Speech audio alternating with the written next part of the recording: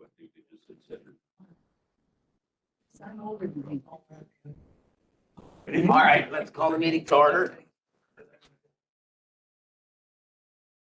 Entertain a motion to approve the agenda. We're gonna have a change on that. No, Second it. okay, we're gonna move 13A up to number 8, after the public hearing. Because there's people here for that, we can move that forward, so we can move it up to right after the public hearing. Do it. Okay, so Doug and then Brad second. All right. All those in favor, say aye. Opposed, the same. All right. Approval of the minutes of our July 7th. I'll move. Second.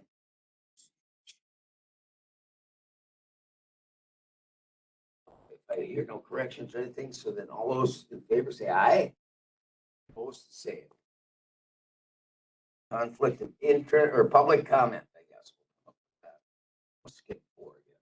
Do we have any public in the west upstairs? Anyone here? That has nothing to do with the public hearing. All right, then we should be good with public comment. Callers. There's 2 Oh, callers. there's 2 callers? Oh, excuse me. Okay. Any of the callers have public comment? Oh, they do. Okay. Do any of the callers have public comment to provide?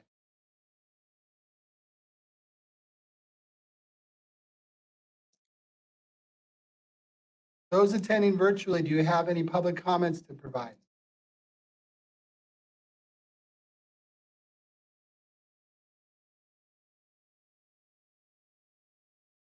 We should be good then. All right.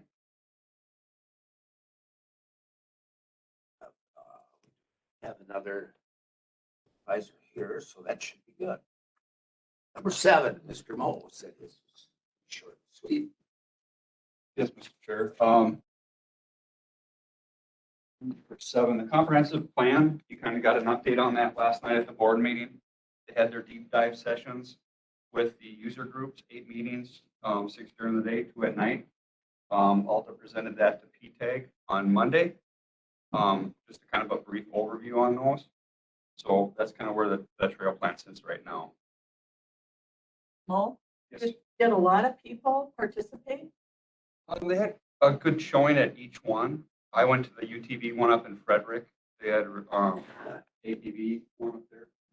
They had a fair amount at each user group with that. So we had a discussion at our meeting. I was at most of them too. Yeah. There was a good turnout for every user group, like Mo said.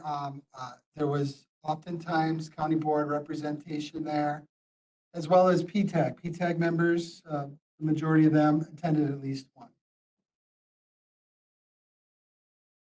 And then on 7B, the update on PTAG, as noted, it kind of ran into line A with the update from Alta on the comprehensive plan. The UTV, ATV committees, the first section of the Sterling Loop that they were working on is complete and ready to go. The next phase 2, started next year. Also, the Lorraine ATV trail they're looking at developing that, but Ben is working with DNR to see if that's even plausible due to the wetlands and everything that's up there. We're trying to get our information ahead of time so that we're not looking at something we're not able to construct. The cattail master plan approval from DNR. I reached out to Deputy Secretary Yak on this. Subsequently got a return email from him and spoke with Dan Yakovich on this. We should be receiving a response to that within the next few days to a week on that. So we got some movement on that. So I'll keep you informed once we get that reply back and keep on. I meet with Dan also on Thursday, out on 270th on the Gandy Dancer. So I'll get an update from him on that one also. So good. Good. all I have. Any questions?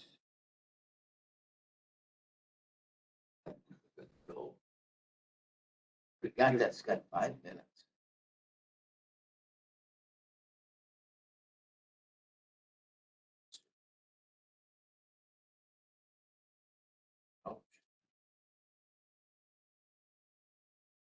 14, can we do a little here? Yes, we can do a little bit.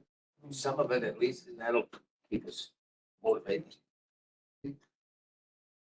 Morning, I could probably do all of it.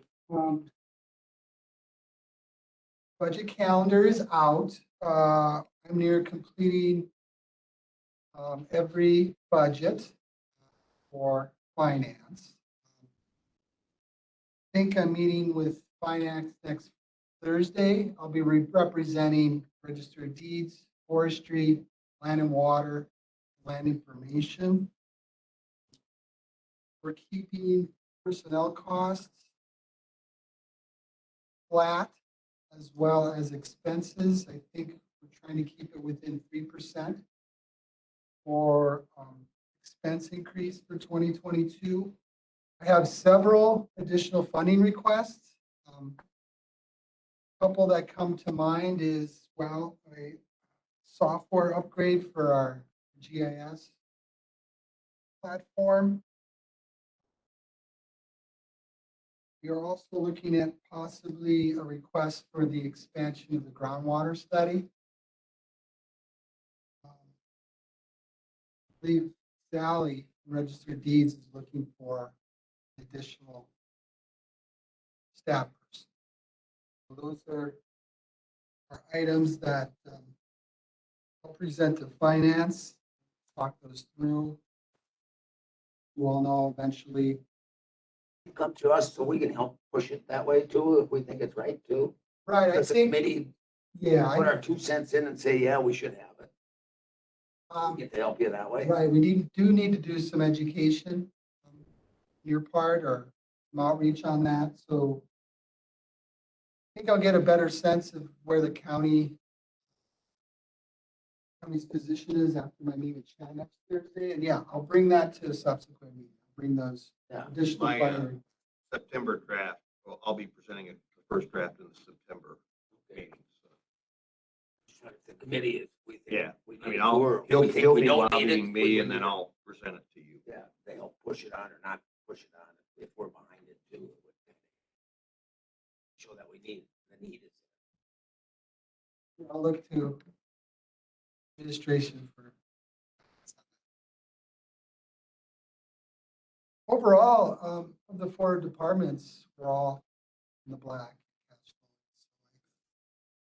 think we'll be okay.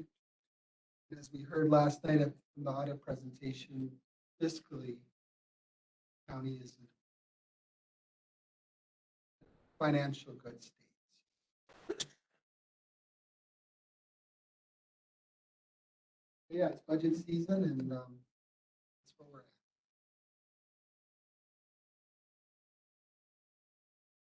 What, some of that'll be on the next meeting or not?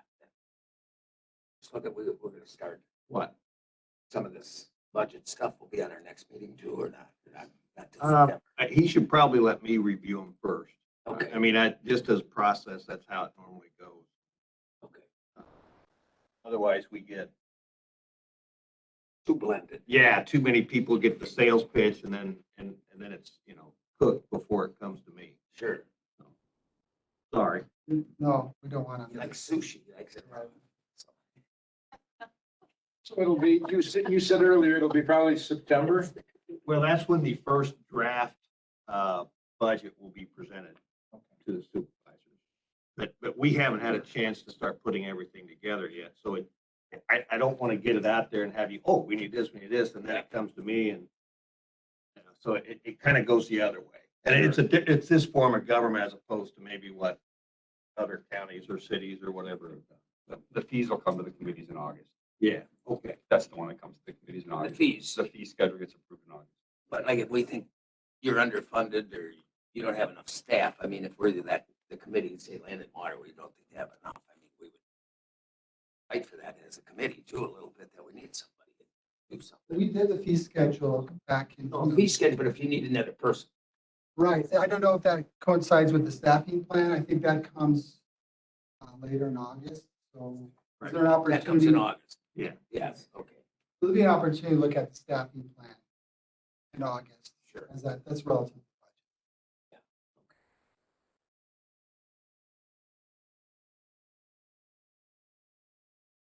So what else do we have for August then? Well, we only got a minute. We can get ready to go. Yeah, maybe. We have what, county-owned lands? Is that the August? We get that update too. Throw something else at you then, so you get to do that. It's usually the August, isn't it? Have a public hearing. We have some public hearings, but I think, but I think Here's I don't know, August. our work schedule that we have, Review tax delinquent properties, land sales, Lorraine Trail development. So Chairman O'Connor, we transitioned into agenda item 15. yeah, kind of, that we're just doing as we're doing it so that we have them on there. Right, no guarantees, but talking to Amanda, I could be bringing tax delinquent properties at the second meeting in August. The Lorraine Trail concept is out there. It's been reviewed by PTAG and ATV UTV Council. I think There's what's an op- missing in August is that land deal. That should have been on here. It's on an older one. I don't see it on here. That we checked. Tenant sales. County-owned land. That Yeah, we go through that inventory list. and Right. stuff. Do We haven't fill gotten by there that? yet. No, we haven't gotten. That's usually in August, I thought. Right, I have yet to work with Amanda on that. Okay, She's gonna call that meeting. that would be probably the second meeting in August. Right, that's what I have on my notes. Okay. Is it on the older one? Yeah. Land sales. No, it's if we sell or not. It's the whole inventory that we get. Of all owned lands. Do we keep it or sell it? Most of it we go through and it's. I think we've added some county forest land and. That's about it. We added a 40 is about it. The only change it'll be about an 8-page deal. That we go through. Might have one in my briefcase here to show you.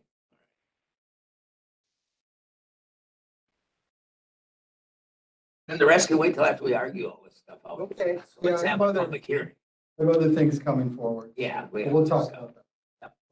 We'll come back to that. Let's jump to number 8.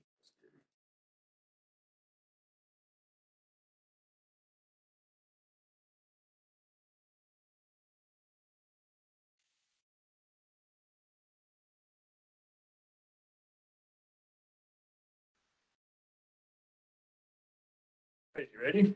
We're ready. We'll say 9:16. We're a minute late, so we'll be good. Open up the public hearing. Go ahead and read that in there. Okay, Justin and Michelle Vanderwerf request a rezone from residential ag 5 to small business commercial for a parcel located in the southwest quarter of the northwest quarter, section 27, town 35 north, range 16 west, located in the town of Georgetown. Parcel number is 026-01157-0100. The total area to be rezoned is 0.413 acres. Share the screen. However, the property is a total of 8.13 acres. So what Bob just brought up is a GIS map of the parcel. The area that they're looking at rezoning is right around the existing pole shed here, basically in the yard area. So that's what the total of the 0.413. Fox Creek is a class 2 water body. So that's why it's zoned automatically RA5 in the town of Georgetown. The remaining lands around it are all RA5. Outside of the 300 foot from the ordinary high water mark, though, the town of Georgetown is unzoned lands. The dwelling is about 150 feet off the water, and the shed is about 250 feet off the water. Most of the property in it, as you can see, is open tillable ag land or yard. There's really no woods on the site.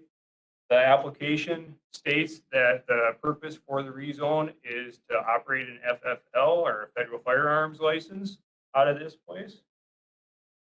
The town supported the rezone, and that is listed as Exhibit 1.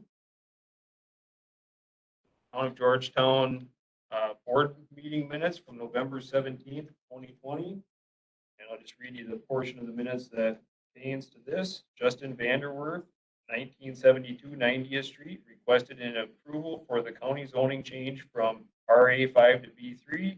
Motion by John Malampi, second by Mark Entz, to recommend approval to the county for this change. The property, like I said, with the house, has a 2-bedroom sewer system. It is a conventional. There's a little bit of a floodplain and wetland along the creek. You can kind of see the wetlands here, and then the floodplain kind of comes up to about where they stop mowing there. Otherwise, there's no other wetlands on the property.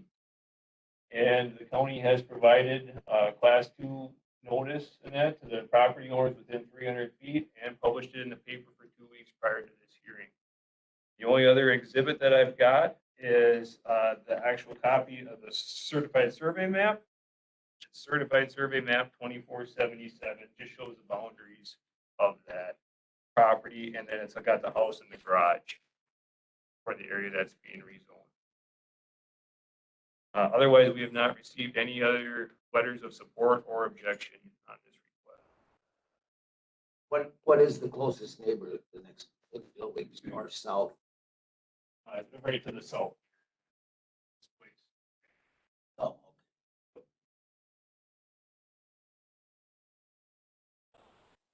And they didn't- Probably Nobody. a couple hundred feet. Yeah, nobody said it.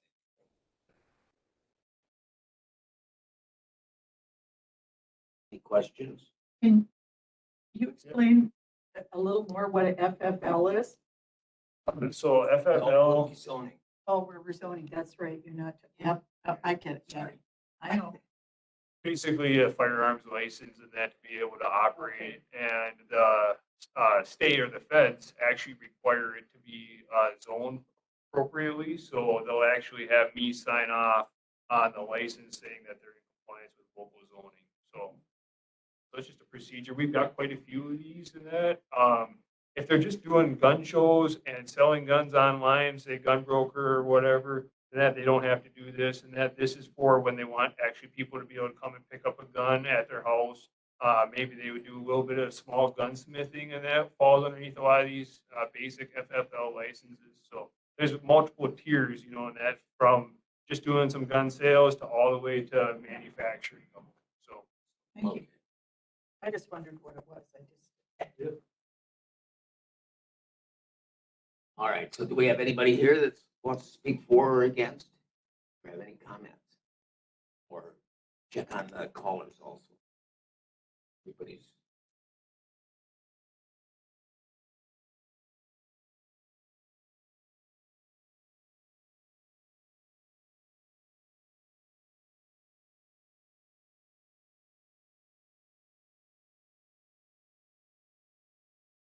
Anyone attending the public hearing virtually have any comments?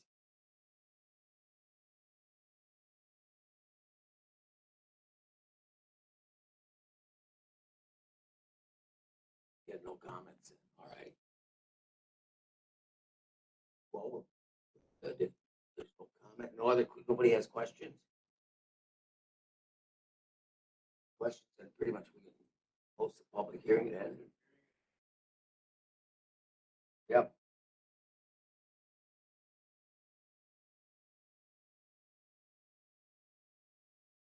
Comments or questions, or I'll entertain a motion for or against. Approve? Second. Any conditions? No, we don't put any conditions on it, so, okay.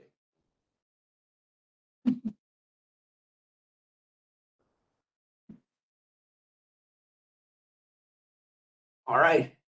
For the discussion, then all those in favor say aye. Opposed? Okay.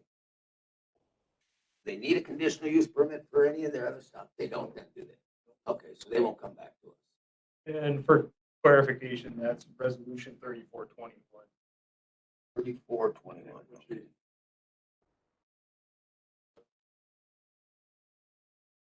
Then for conclusions of law, Mr. Chair, I had proposed zoning district changes in line with the town's comprehensive plan, and that being that it's supported by the town. Proposed use is in compliance with the Polk County Comprehensive Plan. The proposed use is suitable for this location due to surrounding and existing land uses in the area. And the impact on the infrastructure should be minimal or none extend into a floodplain, we have to flood the, correct? Yeah, I got that as a finding of fact. Okay. We don't have to say it was surveyed or anything, do we have that in there?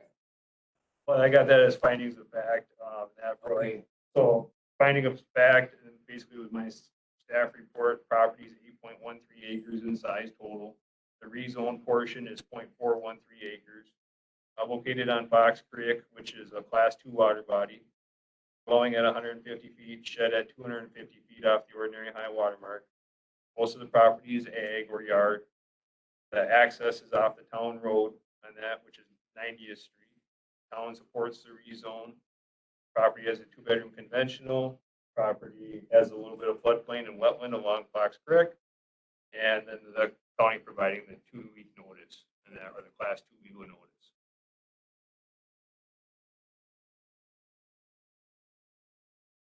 Everything on there, Jim. All right. Good, thank you. Yep, thank you.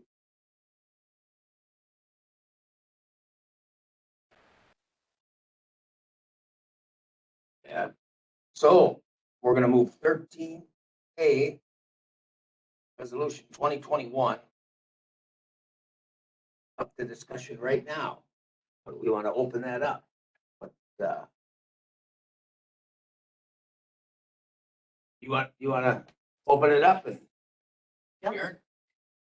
Well, we've talked about this before, and there were some questions that I'm not the zoning expert, so I've asked Adam, Jarko, our town attorney from the town of St. Croix Falls, to be here today and explain more about what this resolution does and doesn't do, and hopefully answer any questions you have.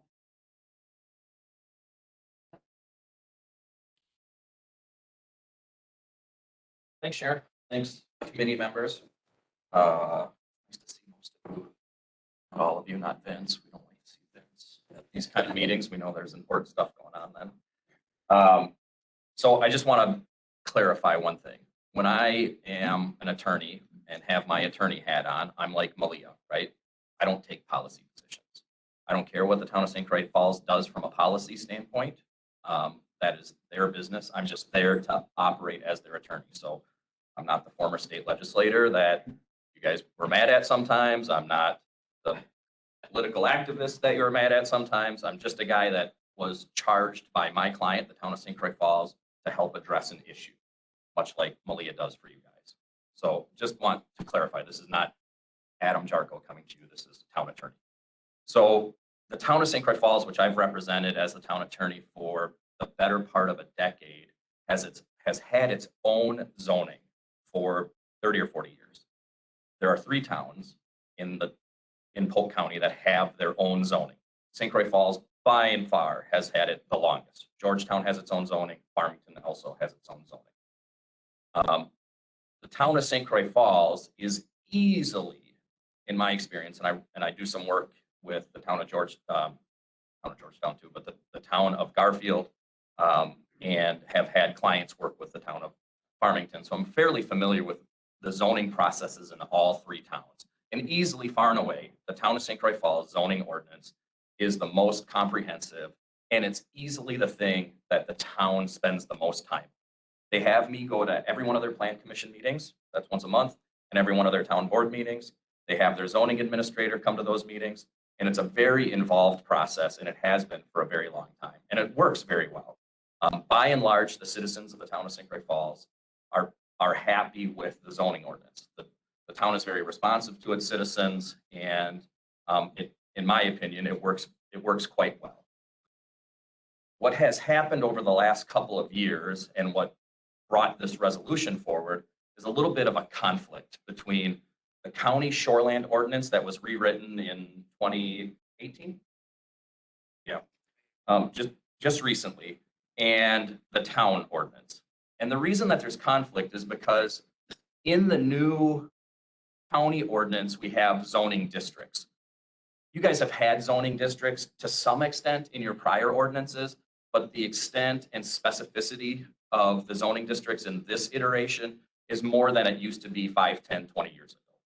So now we have in the town of St. Croix Falls, and I'm going to use an easy example that you're all probably familiar with, the Highway 8 corridor. You all know where the Super America gas station is, right? As you come into town of St. Croix Falls. So we have these zoning districts, and that's always been the town's commercial corridor. The town's goal through its comprehensive planning and its zoning is Highway 8 and Highway 35 going north would be the commercial areas of the town. And it's worked well. And they're beginning to get good development. They have commercial design guidelines that are pretty sticky. So you get good developments like the marine and auto repair place that you're seeing going in there next to the Sign Express store that's being built right now, kind of kitty corner from the town hall. And when they first came to the town and proposed that business, they proposed basically to operate out of one of those sheds that you store sheds. And the town said, no, that doesn't meet our zoning ordinance. It doesn't meet our commercial design guidelines. We're trying to make this commercial corridor a viable commercial corridor that will then spawn additional business. So how does the county fit into that? And why are we here? So we learned, I don't know, Sharon, 6 months ago, 5 months ago, from a couple of the commercial property owners that they were working on selling their business. And when they went through the process of listing it, they have to write down how it's zoned, right? So they go to the town, it says it's zoned commercial. They come to the county and it says it's zoned, I'm not going to say it right, rural residential or something, RA5. So RA5 says, here's what your permitted uses are. Here's what your conditional uses are, right? You guys are all familiar with that. The town's ordinance says in commercial, this is what your permitted uses are. And in town zoning law, we call commercial or conditional use permits special exceptions. Same exact thing, just a different name. So if you have the zoning here that says you can do this with a permitted use and you can do this with a conditional use, and you have zoning here that says, nope, you can't do any of that. You can only do this. You can see as a property owner, the tension and the conflict that causes. And in effect, it makes it so that property can't do anything. So we brought those letters and concerns from residents, or Sharon did, to the town board. And the town board said, well, this is not a viable situation. We need to fix this. And asked Sharon, since she's on the county board, and asked me to work with her to try to come up with a solution. And so we met with Malia and drafted the resolution that you have in front of you. And the idea behind that resolution is very simple. It's that if a town has its own general zoning, that just the district provisions of the county shoreland ordinance won't apply. Every other provision in your ordinance will continue to apply. It's just the district provisions that conflict. So every other provision, the setbacks, how close to the water, impervious surface, mitigation, buffer zones, all of those things that you think about when you think about your shoreland ordinance, or when most people think about your shoreland ordinance, still apply. The only thing that wouldn't apply is it's zoned RA5. Instead, the zoning kind of goes back to the way it's historically been before the zoning districts went into effect in the county ordinance, or shouldn't went into effect. You guys have had zoning districts, just not to the extent that you have them now. And so then the zoning districts default back to the town where we think they ought to be. And the town does a really good job of making changes to those districts and to updating them and going through these processes. It's a continual process at the town, just like it is at the county. So a couple of the things that I've heard, and I haven't been to the meeting, so I'm hearing this secondhand, and I just want to try to address them. You know, one concern that I heard was, well, why can't the town just tell the county, we'd like it zoned this way, and the county will do that? And I fully would think that the county would do that. Nobody here has a bad relationship with anybody in this room or with Jason or any of that. So I suspect if the town said, we'd like it to be zoned this, this, and this, that the county would do that. The problem is the zoning districts aren't the same. So even if you changed from RA5 to something under your commercial zone, they're still not the same permitted uses. They're still not the same conditional uses. So we still have two problems. We have a conflict still, and the town might say, well, that's not a permitted use, or that's not a conditional use. And you guys would say, that it is, or the conditions might be different. For example, this is a real life consequence of this situation. There's a storage facility on Highway 8 or Highway 35 going north. The town requires when any property owner with a conditional use permit sells its property, that it come back to the town and get a new conditional use permit. That property sold, the property owner didn't really realize that. It came to the county and did everything with the county that was required under your ordinance. Property owner didn't realize that also had to go to the town. That's nobody's fault. And yet I think realistically, we could all say, gee, property owners should really know this. I've been doing zoning for 15 years and I don't understand it half the time. And I think you guys, I mean, Kim, how long have you been in the chair here? I bet you have days where you wonder, you know. Oh, God, yes. So just, you know, a normal run-of-the-mill person who maybe doesn't even know the difference between town government and county government, to put them through that process is difficult. So under your ordinance, under the county ordinance, outside storage was okay. So she put a storage unit in, what do you call those things? A cargo container and some RVs. Well, that's not permitted under the town's ordinance. So all of a sudden, this stuff starts showing up. Zoning administrator contacts her and says, wait a second, you're a new owner? Well, you had to come back. And she says, oh, I went through the whole process, I'm good. And he said, no, you have to come to the town and go through this. And oh, by the way, those things have to leave. And she said, oh, they can't leave. Well, I've invested all of this and I've got all these contracts. And so she literally came to the town board crying because she thought that she had gone through the whole process right and she was going to lose money, and it's a whole thing. So all we're trying to do is to avoid that kind of conflict, that kind of overlap. I know on your agenda for the full board last night, you had Big Rock Creek. That's another one of these issues that I see doesn't work very well. Big Rock Creek is under the county zoning, or under the town zoning. It came to the town. The town had never allowed campgrounds before in the town. Came to the town and said, we'd like the town to consider amending its zoning ordinance to allow campgrounds as a conditional use. The town went through half a dozen meetings to talk about this, brought citizens in to talk about whether this would make sense to do in the town and under what conditions. Amended its ordinance, it went through this whole process, and then they had to come back and get a conditional use from the town, which they did. So now they also have to come to the county and pay $750 and get a conditional use because of the way the ordinance is structured. And from our perspective, that's not good for the business people. That's a lot of money. That's a lot of time. That's a lot of effort. It's duplicated. We have basically two different agencies doing the exact same thing, even though they conflict sometimes and they don't work well together sometimes. So I think the solution that we came up with from a policy perspective wouldn't take away any power or ability of the county to continue to do its essential function under the shoreland rules. It would simply go back to the days where, from a use zoning perspective, a district perspective, the towns that have adopted their own zoning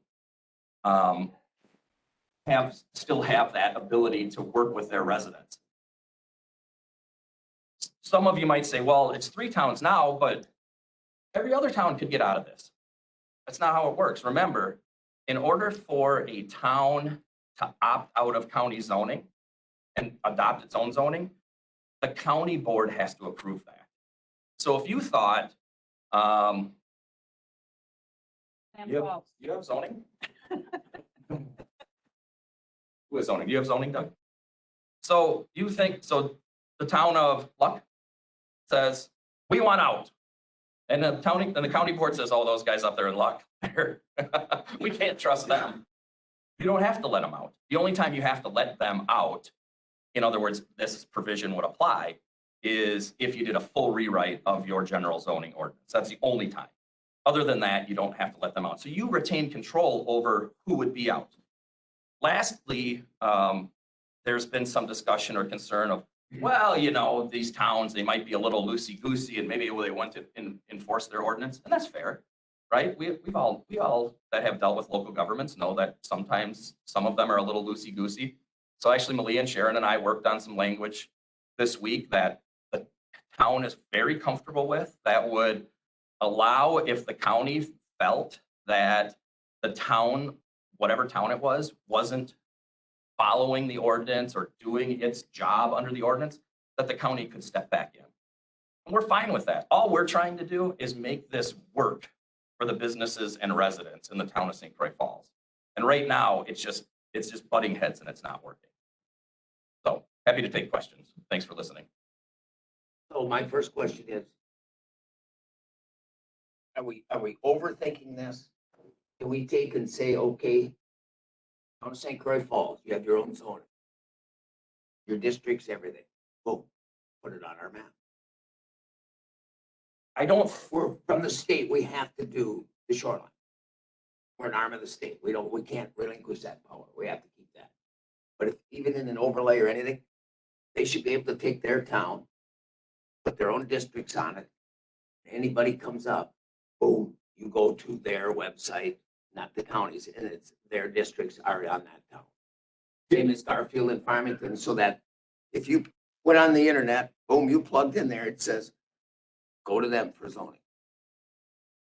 I mean, can we simplify it to I think that? that's essentially what we're doing here, is you would go to them for zoning, that the zoning, only the zoning district provisions would default back to the town. That's essentially what this resolution does. Every other thing in your shoreland ordinance that you're right, It has to stay. it stays. That's exactly right. You got it. Can we get it so it wasn't written by a lawyer is what I'm saying. Hard to read. Maybe Malia can rewrite it and make you feel more comfortable. I don't know. I don't care how it's written. It just seems lengthy or something. It seems I read it and it doesn't really say what we're saying. I don't know about anybody else, but it's. Well, it's basically creating, for lack of a better term, a specific zoning district for towns that have zoning in a shoreland district called town zone shoreland. And so we're not going to regulate uses within that district, and it would default to the town. That's really all it's Well, we doing. should just so it defaults the whole thing, so everybody knows, even if it isn't shoreline, it is the town zoning. That's where I think some of this stuff is also. And that does, because your general zoning does not conflict with the town zoning. So it already does that. If it's not shoreline, it already does not conflict. It's already out. But we You're should right. just say It's that- just shoreline. But we should put it that you're doing all the zoning in that township. Right. I mean, we should, to just, so they don't come here, oh, we'll do this part. Okay, you do this part. You go Yeah, to no, St. it Croix would be the Falls. entire town then for uses would be, you'd go to the town, which Yes. is what it is like in those towns outside of the shoreline. Sure. Yes, yes. So that way it would just retro under the, Yeah, and we would not Under need the to shoreline. change our comprehensive ordinance. We would only need to modify the shoreline to make that the reality. okay. Yep. And why do we have to change our shoreline for this? Because right now, in our shoreline We gave- ordinance, we are regulating uses.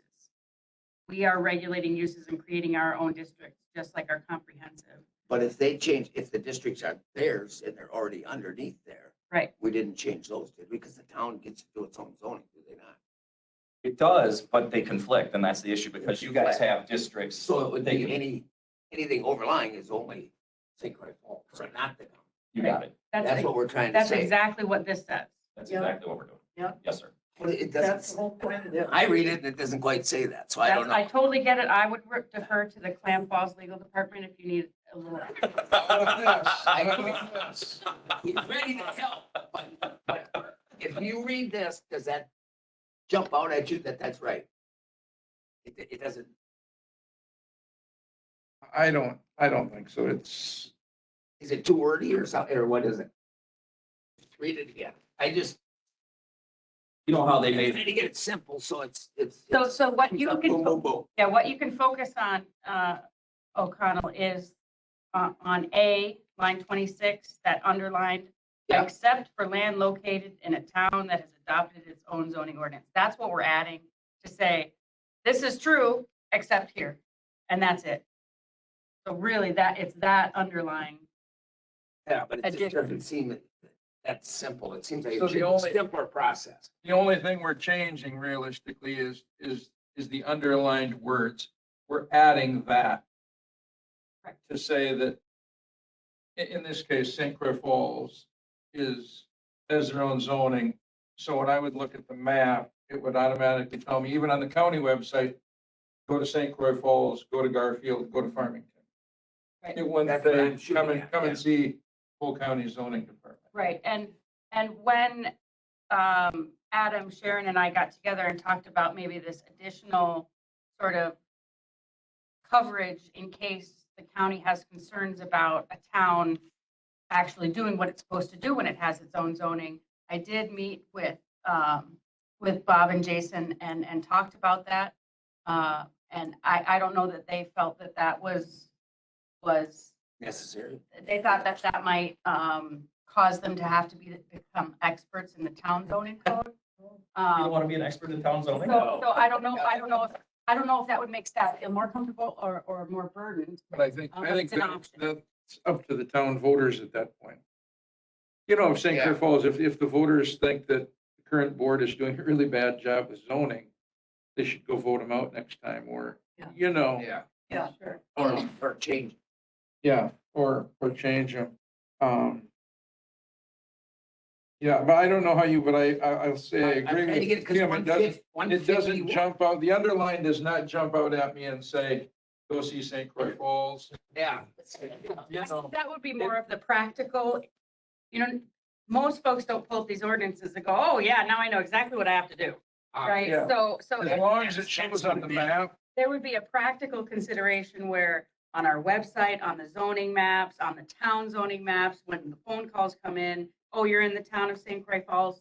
Okay, here's the number you need to call for the use, in reality, that's what happened. I mean, Right, I have property in St. Croix Falls. I call up Jason and say, I've got this property in St. Croix Falls, and he's gonna say, you need to call so-and-so at St. Croix Falls. right, except for the setback, all Right, of but those as far as the, I wanna uses.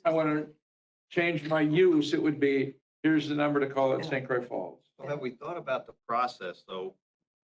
We're asking our zoning person to be an expert on your and St. Croix Falls plan as well. In other words, we have to be involved, the county has to be involved in every item to see if there's anything we're concerned with. If we added that additional language. Correct. I don't know how we could do Yeah. that unless we're involved in every. I think you're right. If people in the town don't like zoning the way it's being run, Yeah. they need Yeah, to you change your board. And the only time the county would be involved is the runoff and everything, because they still have to get that permit here, because you guys don't Yeah. permit those, so we can't give you that authority. And for you, and you don't want to, and you can't and you don't want to, and for years, when I've sat in these county or town board meetings and had the zoning report, he would say, and that's shoreland, so we sent it to the county, and that's shoreland, and we sent it to the county, and that's what we're gonna continue to do. Yeah. That you guys will still control every aspect of That that. part of it, you do the use. As it Yeah, is. and that's where it doesn't jump out at me that it would work. But I guess if you're saying we can always amend it someday again if we have to, or whatever. It just doesn't seem when I read it that that's what it said. From my point of view. So, go ahead, Bob. What about other ordinances related to use? I know you have like a CAFO ordinance. What about tourist rooming houses? Tourist nuisance ordinances, things of that nature. Would that apply? Town zoning authority as well? They have that, and so there was a recent tourist rooming house Yeah. 2 months ago on the agenda.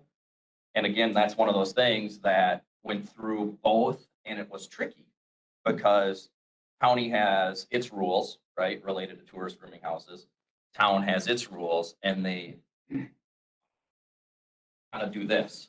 And so it makes it really hard for the resident. And, I think my pitch for you guys is, look, if people on Deer Lake are upset at that Sharon and the town board allowed a tourist rooming house under their ordinance, and they call the county, the great thing for the county, if you adopt this, is you can say, oh, that's a town issue. Call them. We're out of it.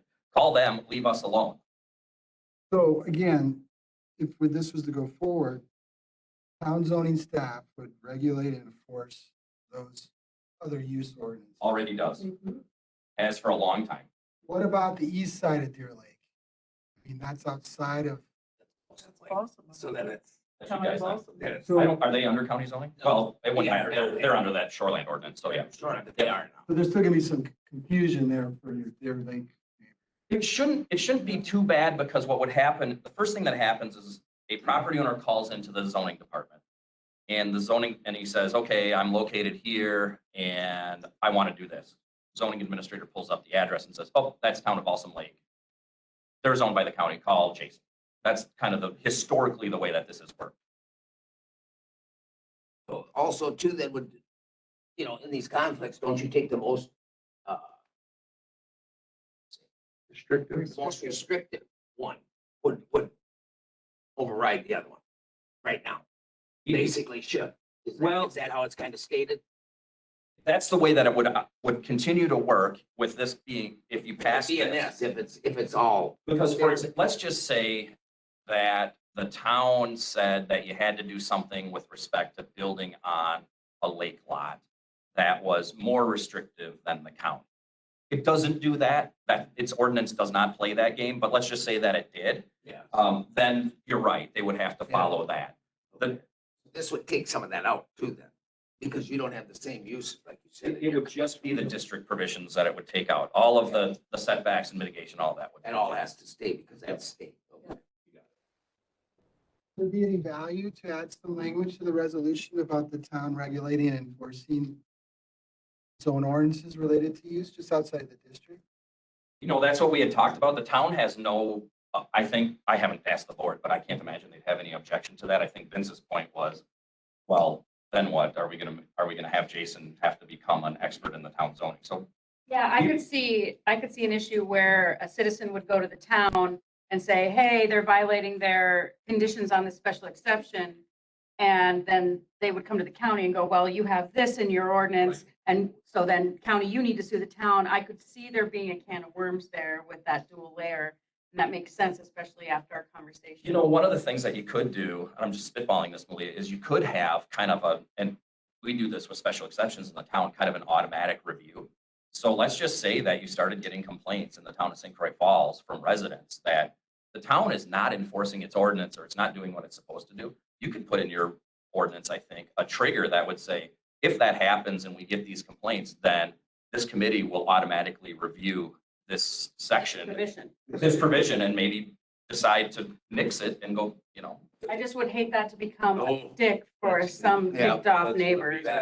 Yeah. Because they could still do that anyway. Right. But like- They could still review this anyway, if you Yeah. put it in there, people will think it's some vested right that they have and it automatically. That's a good point. Yeah.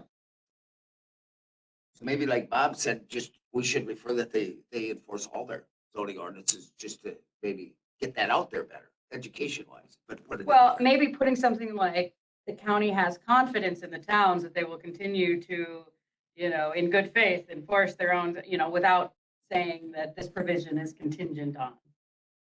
No, without saying we take it over, but that. Without actually putting it in the ordinance, you mean, Without put it on putting the it in the website ordinance. when Yeah. you go to the zoning page. Yeah, go that way. Yeah, more educational that would be On the Is what we practice need. side. for the two. Okay.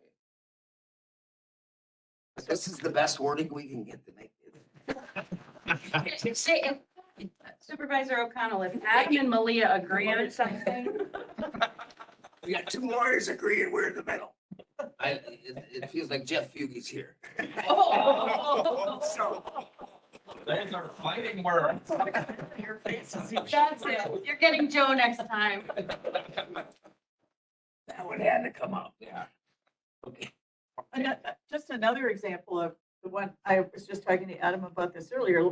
Last night, if you remember, we were all talking about Resolution 3321 around Rock Creek.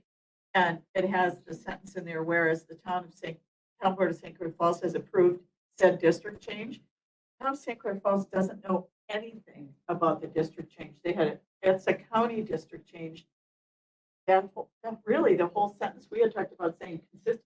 Town of St. Croix Falls doesn't know there was a district change because, like as Adam used in the example of Rock Creek, there was no district change. So it's just another example of So it was already zoned correctly. in the town, In the town. in the town. In the town, it hasn't been on the town board of agenda to consider the county's district changes the only, I think that's what that sentence is. Yeah. I'm sure it would approve the district change or be happy with that. But now the town, still, when they do that, it still has to come in this committee because we're the planning committee and get like the constant consent agenda and go through us. Oh, yeah. If Whenever there's- the county amends its zoning ordinance, before it's effective, the county has to approve it. Yeah. That's true. Okay, so that, and that doesn't change it. No. But that's what gets people confused some No. too. So St. Croix Falls has their own zoning administrator for office. Do the other not unzoned towns have that? And if so, what do they do? And are they saying, oh, because obviously you're gonna have to have staff to deal with this. So my question is, who, the other ones are what, Garfield or? Garfield, Farmington. And they don't have the same level of That's shoreland this, yeah.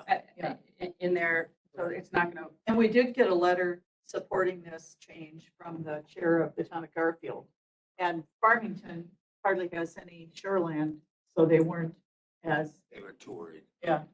So the town of Garfield had, I would say that from a zoning perspective, it goes from intensity of zoning, St. Croix Falls, Garfield, Farmington. Garfield has a zoning administrator, but they're a contract administrator that they use. And so if there's a zoning issue, they have a plan commission, and I've been to a half a dozen of their plan commission meetings, probably not quite a half a dozen, 4 or 5 over the last year or so, because they continue to work on their ordinance. Farmington, I don't represent, but have had clients that have, what do you guys know about the quarry that's down there? I've had a client that worked on that quarry issue.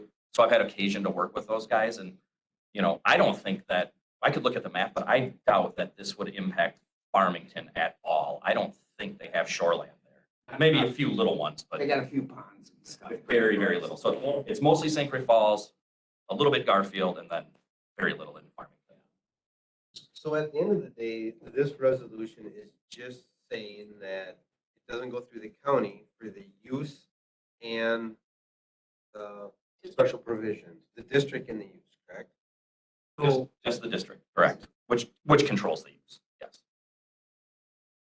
So back to Kim's original comment, it seems like it's very wordy and it needs to be very simple for that. Otherwise, you're pulling in a lot. Because when you pulled in the example of the storage shed, what relevance did that have to do with this resolution? Because by doing this resolution, you're not going to fix that problem. Yeah, we are, because then they don't come to the county, they go just to the town. That guy calls the county and says, oh, hey, I was It's just for water, or is that within? just within 1,000 feet. See, and that's the difficulty, everyone thinks it's just this little. I thought it was 300, but it's 1,000. It's 1,000 on a So it's lake. almost a quarter mile. So And so the whole, like, the town of St. Croix Falls, if you looked at the map, it is a huge amount of shoreland because there's so much within 1,000 of this little lake and this little puddle and this little thing. There's a lot of shoreland in the town of St. Croix Falls. Doesn't Farmington have stone along it? that's the St. Croix, that's a riverway, that's a whole Different different deal. ballgame. That's way different. and I think the wordiness that you're speaking to is really the language that's already there that applies in the shoreland in all of the rest of the county. And so we need to maintain that because most of the towns don't have their own zoning. And so we are regulating. And then we're adding, I mean, if we could be more explicit and just say, like in bold, skip this provision if you're, you know, I mean, we can make it more, you know. But I think like Malia said earlier, people aren't looking up the ordinance. They're gonna look at the map, and as long as the map on the county website says, call the town of St. Croix Falls, that's, I think, the most important thing. Star warning blinks. Whoa, you know, so that we know where to go or something. All right. Yes, I hate that wording, but it's. Any other questions then? Anyone? What do you think? Bob's got a question. I'm just concerned about, state statute 5962, which delegates that the zoning authority to the county and the shoreline districts. Yeah. What do you think the state's reaction or review of this? I would defer to Malia. I would say 100% that DNR would approve this, because if you look at NR 115 and what is required under your shoreline ordinance, you guys are way above and beyond the minimum requirements. And there is no requirement in the statute to have zoning districts. And therefore there would be no requirement that you have to have zoning districts in a town that zone. So maybe Malia would disagree, but I can't imagine DNR would have any problem with this change. No, I would not disagree, and especially because we are basically saying we've got global shoreland and we're creating a special district that has no controlled uses by the county in those towns that have. So it still is a global, so I'm not concerned. See, if it isn't in 115, not mentioned, then you can add it and subtract it. I think we're safe that way too. I agree with that. Can I just paraphrase this for Justin in particular? So what we're doing is we're relinquishing county zoning authority, or we're exempting towns with adopted zoning ordinances from Polk County shoreland protection. That is incorrect. That is incorrect. So I understand what we're doing, Bob. I'm good. Don't say that. Don't say we're exempting them. Just the From the district zoning use. district use regulated, This use is only. Just uses only. they'll still Yeah. refer those properties to the county to make sure they're in compliance with the rest of the shoreline. Right, Everybody like clear the cuts, people road like- setbacks and your open So, area. yes. Would have been clear cut there like. Good job paraphrase. Okay. So then, Do we have to have a public hearing on it because we're changing? we probably have to, yeah, because this is, my gosh, you're both coming to explain this too. Are you? It's gonna be fine. I do what Sharon says. She's my boss, so if she says I come, I come. So then basically we'll have to set up, what do we, class 2, I Are you done with me, Mr. Chairman? I think so. Thank you. Thanks, Yeah. Adam. So we need a class 2, don't we? So we need a 2 weeks, so it wouldn't be till the August. 2nd August. Make it work. So what it would be is I'd have to file the petition. I haven't seen the proposed text yet and that, but I would file the petition and then from that, we'd be doing the notices to do the 2 weeks. Then, and during that time, does it get sent to the DNR ahead of time, or do we wait till not till They won't probably review it until after it's adopted. it's either adopted or not, because they might not, if it isn't adopted, they wouldn't have to review it. Okay. But Chair, Mr. Chair, are you contemplating the language that's in here, right? I don't think you're wanting that other language that No, was discussed, right? Just the way it the is. way it is, yeah. I mean, it's confusing enough. We don't want to add another one. But that's, we hopefully we can educate and get this part out. Be the biggest thing. All right, so I don't think we need a motion, do we? We just by consensus to move that on. don't And it just shows up whenever it gets here, right? I Yeah. mean, if it's the second one in August or the first one in September, it we? is whenever. Move it around. Okay. All right. Thank you. So that one got. Okay. That puts us back up to new extension that we haven't seen forever. On down. Come on down. You want us to go to the front? Please. Okay.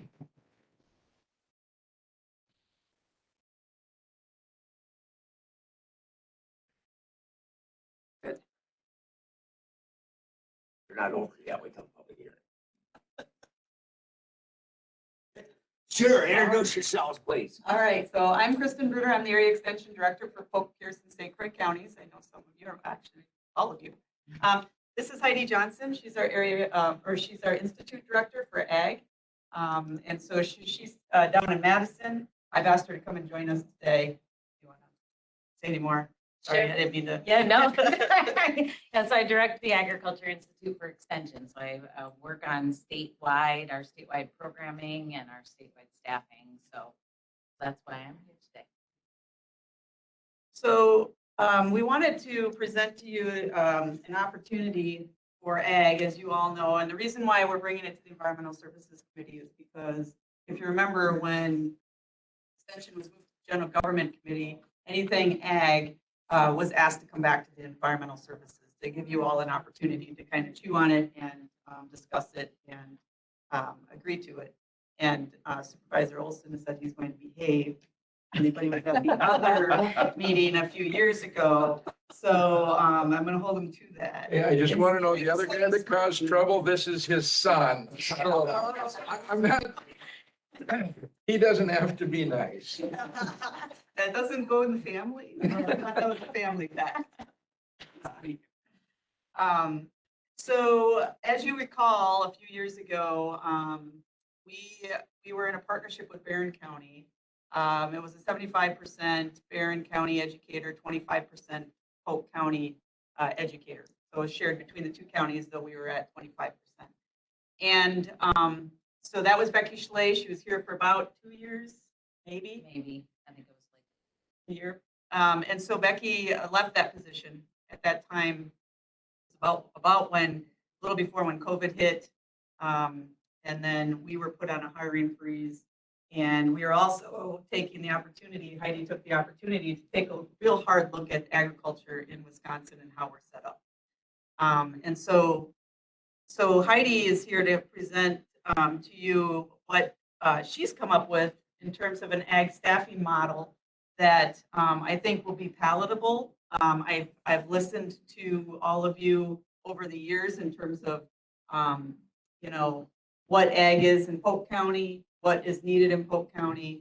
And so this is, if you will, the solution that we've come up with across the state, because as you recall, we took a pretty good budget hit in 2015. We don't have enough staffing for educators for the need of the counties. And just looking at today's agriculture needs, the old staffing model just wasn't hitting those needs as needed in the industry and even within the counties. So I'm going to let Heidi take over and I'm so glad she's here because, as you know, ag, I can just talk enough to be dangerous. So I'm going to hand it over to Heidi to just talk about why the model came to be and then what the model is. So my position, I'm responsible for trying to come up with the budget allocation that we have at the state level for staffing. I'm responsible for taking that and trying to staff the state. And so Kristen is right. Prior to COVID, I was in a situation where there was not really good ways to make budget decisions. I didn't have enough budget to meet all the counties that wanted to co-fund positions with us across the state. So we were ended, it felt sort of like plugging a dam where you pull a little from here and then you just keep shoving it in and then another pull springs. And so it wasn't working that well for me. And the other challenge that I had is the agriculture industries at the state level are very well organized.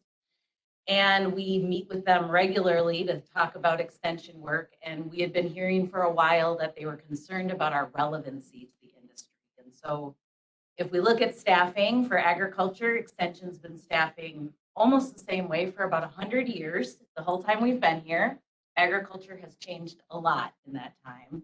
And it's very specialized. And we don't see in the industry, we don't see people that do everything. We see people that are specialized. Crop consultants are specialized, dairy nutritionists are specialized, arborists, if you look at trees and tree care, those are specialized. So we were just not matching the edge of relevancy with the industries that we're trying to support. And that was a challenge. So I have served as a county ag educator, and I can tell you it is hard. You are answering a tree question, and then you're trying to answer a dairy question, you're trying to answer a swine question.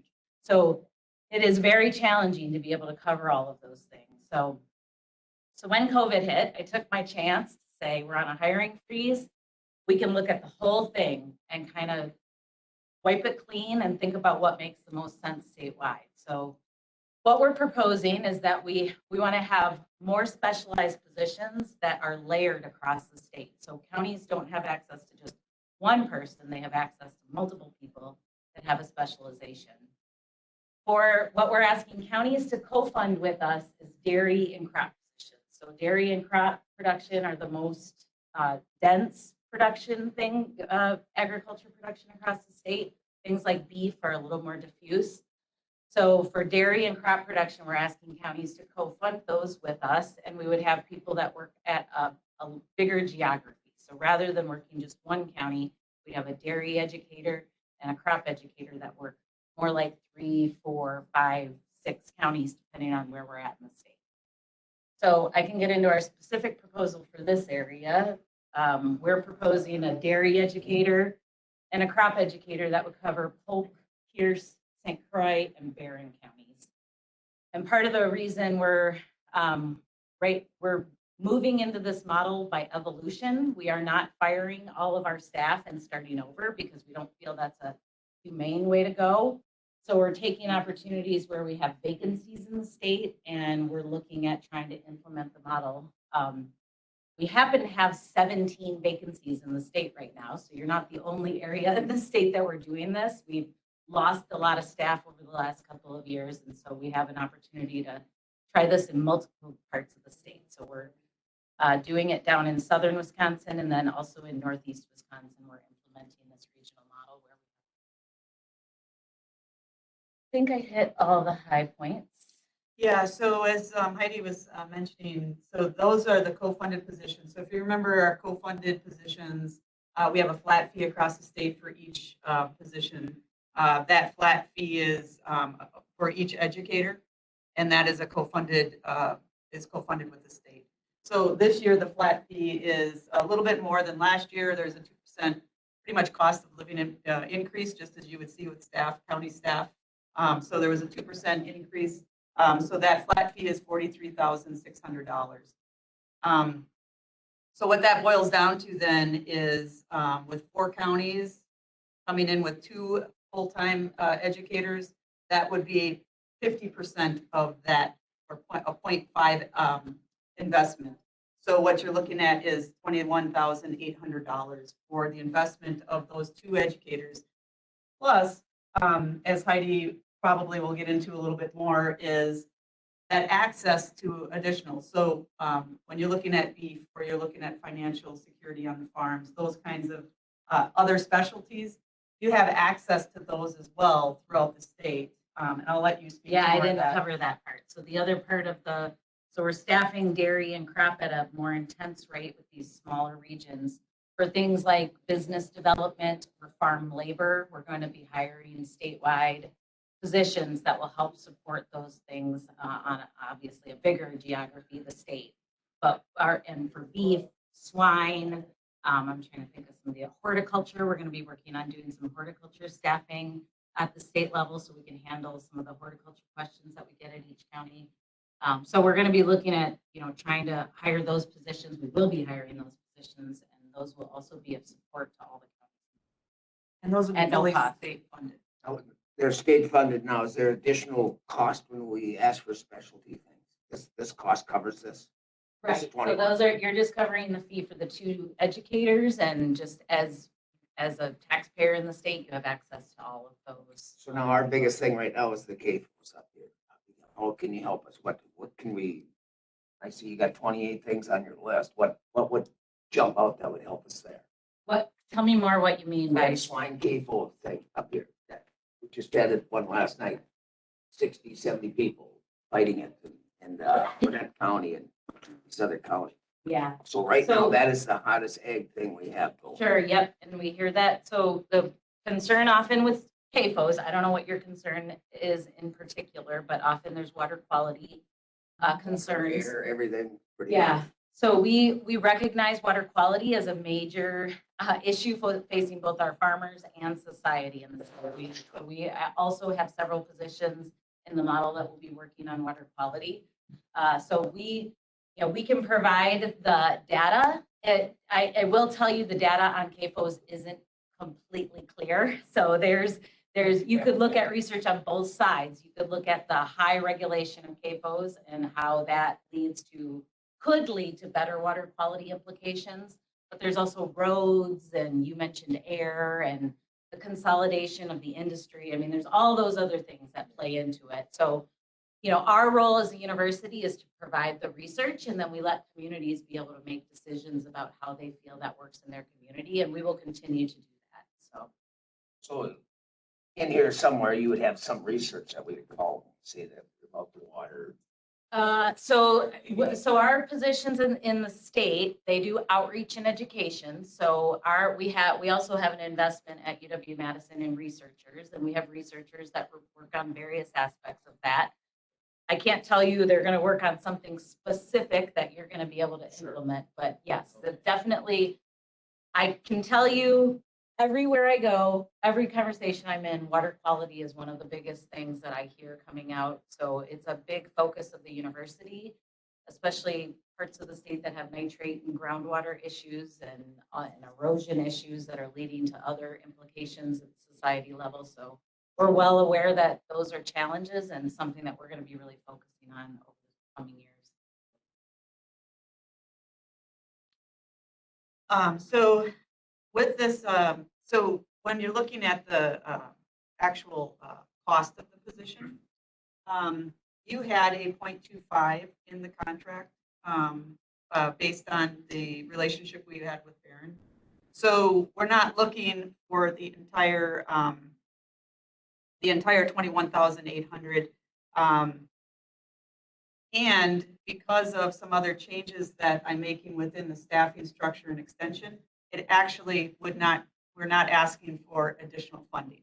I can cover the cost of this ag model within the budget that I currently have. So in the budget that I'm working on right now, and I'll be submitting to Chad and having a conversation with him next week, there will not be an increase in that budget with this position. So I just want to make that clear that I'm not asking for additional funds for entering this relationship with Barron, Pierce, and St. Croix counties. You can stop right. Actually, as I'm looking at it, I might actually come in under budget, so I might be giving some back. You're welcome, Vince. I thought you might want to hear that. So we had some we had some changes. We had a retirement with our 4-H coordinator. I'm choosing not to refill that position. I feel like the ag. I feel like we have sufficient coverage in 4-H, and I do feel like this ag staffing plan is. I've just listening to all of you. I feel like it's a good solution for your ag industry in Polk County, and so I wanted to make us. I wanted to build that into the staffing plan for Polk County, and not and make sure that we're being good stewards of your money. So the rest of it goes through finance, doesn't it? Is there under that? Which is Yeah, good. general government. Yeah. It'll go with the other staff. But obviously, this committee's That's the opinion of this weighs heavily. Yes, Ag related. sure. So is Chuck leaving us too? So Chuck is retiring. Yep, he'll be done January. So one of the things I talked to Bob about for our county up here, because one of the things that been around long enough, I don't like part-time people because you don't get their full attention. On the list you have, they can help out with fair things, they can help out with different things, but that's all fine and dandy, but how are you going to stretch this person? That's the biggest thing. I mean, every industry is facing that right now, people. Is it possible to look at a hybrid model of age agent / ag agent instead of, not instead of, but in changing that model that way a little bit rather than, because they kind of overlap a little bit because, I think the ag agent portion nowadays is more outreach, more smaller things. They can do certain studies, like local studies, all that stuff. So, I mean, is that an option? Is that a possibility? So that person's focused on Polk County, not, well, I'm focused on Polk County today and Pierce County tomorrow and St. Croix County, Barron County, but where their focus is more based in the county in which they work. I'll let Heidi speak to the model in terms of how that's going to work with the specialties, with the two educators. I will tell you that I've engaged in conversations with our state institute director for 4-H to add. So we have to get we look at whenever we have an opening. We look at, okay, so what's the need? Is a 1.0 FTE necessary because we also, as, invest on the other side of that, right? 4-H in Polk County has, I think they're the 4th largest per capita 4-H community in the state. Watering that down with honestly, and according to our institute director as well, we wouldn't be able to support 4-H in this community at the level that it's at, with the amount of kids that there are, with the amount of leaders that there are, with a 0.5 position. I would, if we just couldn't do it. And so the 4-H community, we would be sacrificing one program for another. And I don't know, I just don't think a 0.5 could cover, I know a 0.5 could not cover the community of 4-H here in Polk County. We've looked at the numbers, it's just not possible. And then I'll let Heidi speak to the ag side. Yeah, so expertise is important. When you answer a question for a farmer and if they want to know something very technical, because that's how questions in agriculture are, what's the best rate of nitrogen, what's the best herbicide that I can use right now for herbicide resistant weeds? You don't have an answer to that because you don't have enough time to develop and maintain expertise in that area, become irrelevant. And that's what we're facing. When we continue to water down the expertise aspect of positions, it leads us to the point where we have people that are not able to serve that need for the industry. And that's the challenge that we're up against. We have one residual position in the state that is a mix of 4-H and ag, and we're working on correcting it because it's not working. They've become a 4-H. 4-H is such a big program, so many people. That person, and it's youth development or crop consulting. There'd be like being a teacher and then trying to crop consult on the side. The expertise is wildly different, and you just don't end up with somebody who's not able to do it all. And I mentioned the 17 vacancies that we have. It's because of this issue. People don't want to feel like when a farmer comes in and asks them a question, they don't want to feel like they don't know the answer. And if they don't feel like they can maintain that expertise, it hurts your self-esteem. I can say I've done it. So as we've had people leaving our organization, they're like, this position is is wild. Like I'm answering a tree question, I'm answering a dairy question. It's such a wide range. You start feeling bad about yourself because you don't know the answer to anything and you can't do anything well. And that's what we're trying to really correct, is having people that are feeling like they're kind of going crazy at the local level because they don't know what the focus of their position is. Being more focused helps in that regional model. And we have other positions that are regional. Our FoodWise, for instance, program is regional. We have 3 counties and, very focused on one population. Federal program that has the share industry. So when it's more focused, it's easier. It's easier to be in a regional model rather than, so you might be thinking of the old ag model where, the ag person had to know everything. That makes it difficult, even in a 1 county, regardless of 4. So being more specialized, we feel will rectify that. Yeah, and then we're these positions need to look at, so what are the biggest needs in the dairy farms across this area? And then you start to pick out those top things that the dairy farmers, the economic challenges that we're facing in dairy. What are the top 3 things we can help dairy producers do to be more economically solvent? That's what these positions will look at and try to implement. And then they can host workshops, field days across the region to try to get at those core issues that the farmers are facing.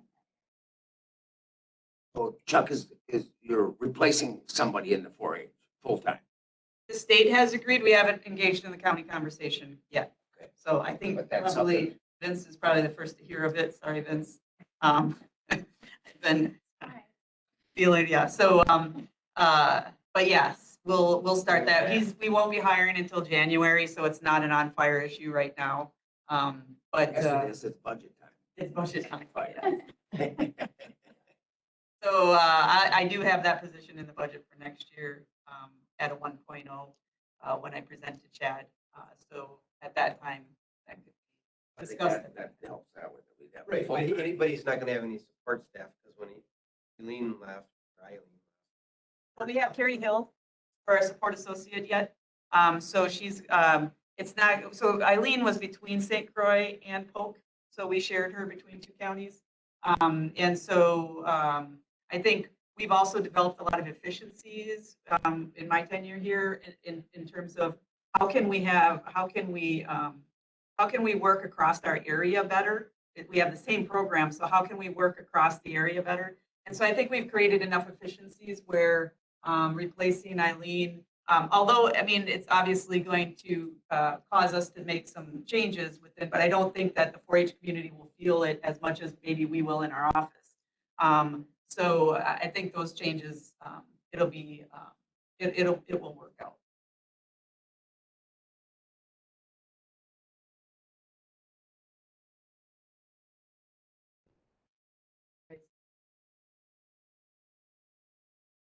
Biting your tongue. I know you are. My tongue hurts. He was, Your he tongue was hurts. amazing. Nice. Too hard. So the crop person. Yeah. How many calls are they gonna be expected to get? Just perfectly honest, I'm calling my agronomist. I'm not calling UW Extension. Yeah, I have a, You know, I mean, I I, have an answer to I that I have question. a relationship with my agronomist. And you should continue to. So we see our role as providing research-based information to your agronomist. So all the agronomists in the state, most of them, 1,500 of them attend an annual conference in Madison in January. All of the education is conducted by Extension. So when they're choosing, when he's giving you a recommendation for the herbicide you're going to use for a herbicide-resistant weed, a lot of that is coming out of the university research trials. When you're selecting a hybrid for corn, a lot of that's coming out of the university research trials. So we see ourselves as the education unit that help serve the service providers who are the agronomists. You may not see it. Yeah. I gotta quit because I promised I'd be good. Do you not believe that? Oh, I believe it. Okay. Well, I'm very curious to know what you're thinking. Sorry, I didn't get to that level. Sorry. So was Tim Jurgensen one day. I saw him last year, one day. So we're not trying to replace crop consultants or dairy nutritionists. They support the industry, but when they're making decisions, we hope that we can provide the research that they need to be able to make decisions that they provide to their farmers. It's a little different in Clam Falls than it does Madison. We have research all over the state. We have research stations at Spooner. We have all over the state. So we try to replicate our research trials in multiple locations to represent the specific geographies across the state. And this is an advantage to having people on the ground that can help implement. So we often have our educators that are hosting plots or conducting plots in the regions that they serve, and that would be more of a focus for them.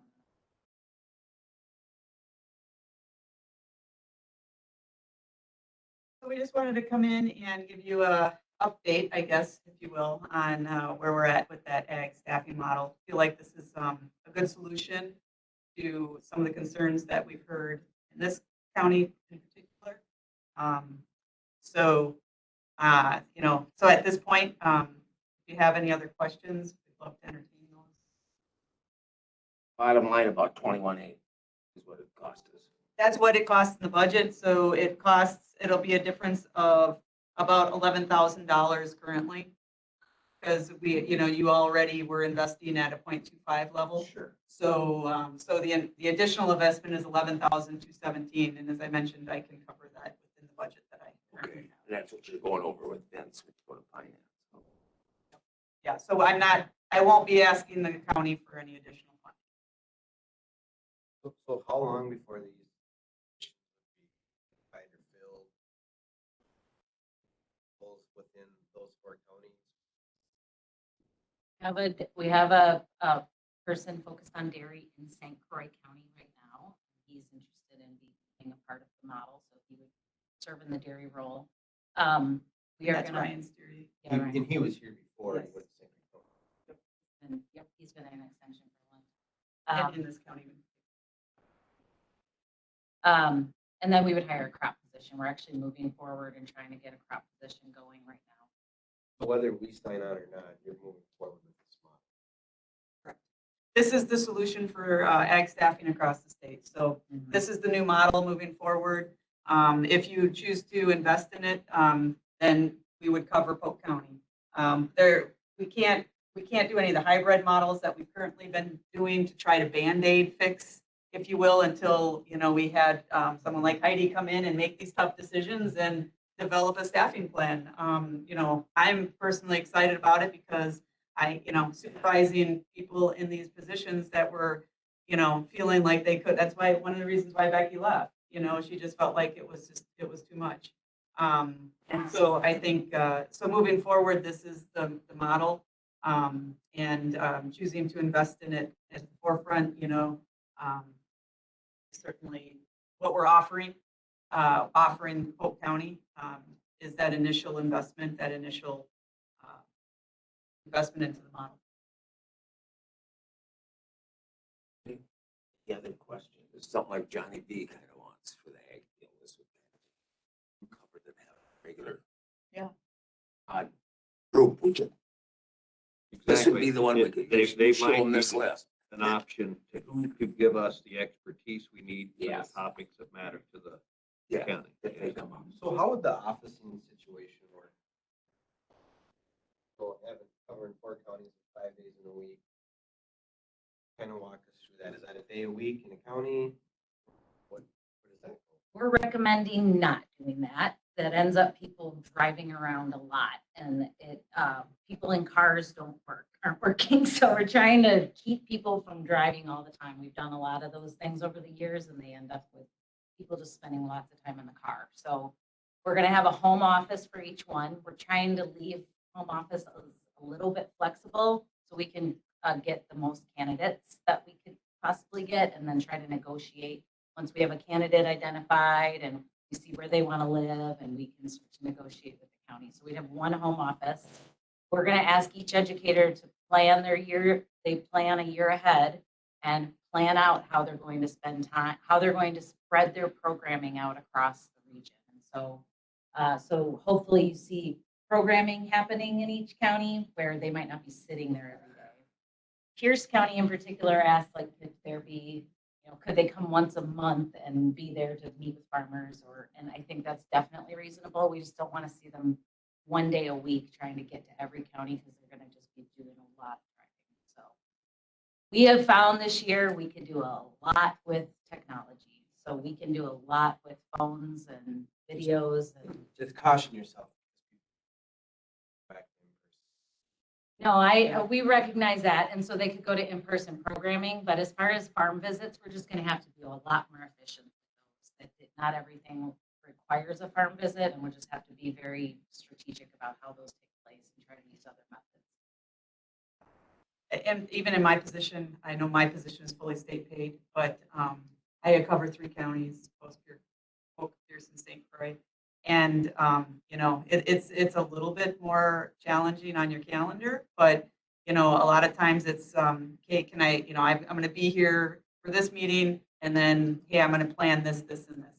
And so, it's a little bit more challenging, but it becomes actually more efficient because you think ahead more on, oh, I need to meet with Bob. If I was the ag person, no, I need to meet with Bob, and maybe I can meet with the farmer here that I've been talking with at the same time, because I'll be here in Polk County. And we do a lot of work within the county, departments. So, we'll be partnering, these positions partner with like Bob's office and even public health, when you talk about water quality. So there's a lot of partnering that goes along as well.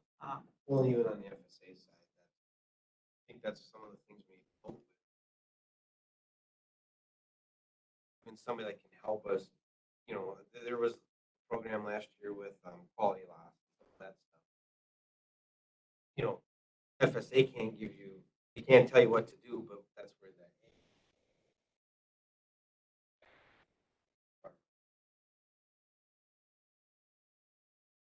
Yeah, I mean, I will say it's gonna, the educators are gonna have to prioritize. They have to prioritize what they work on so that they can be effective. It's gonna be really important. So we will be trying to help them with that, and we'll need your support as well.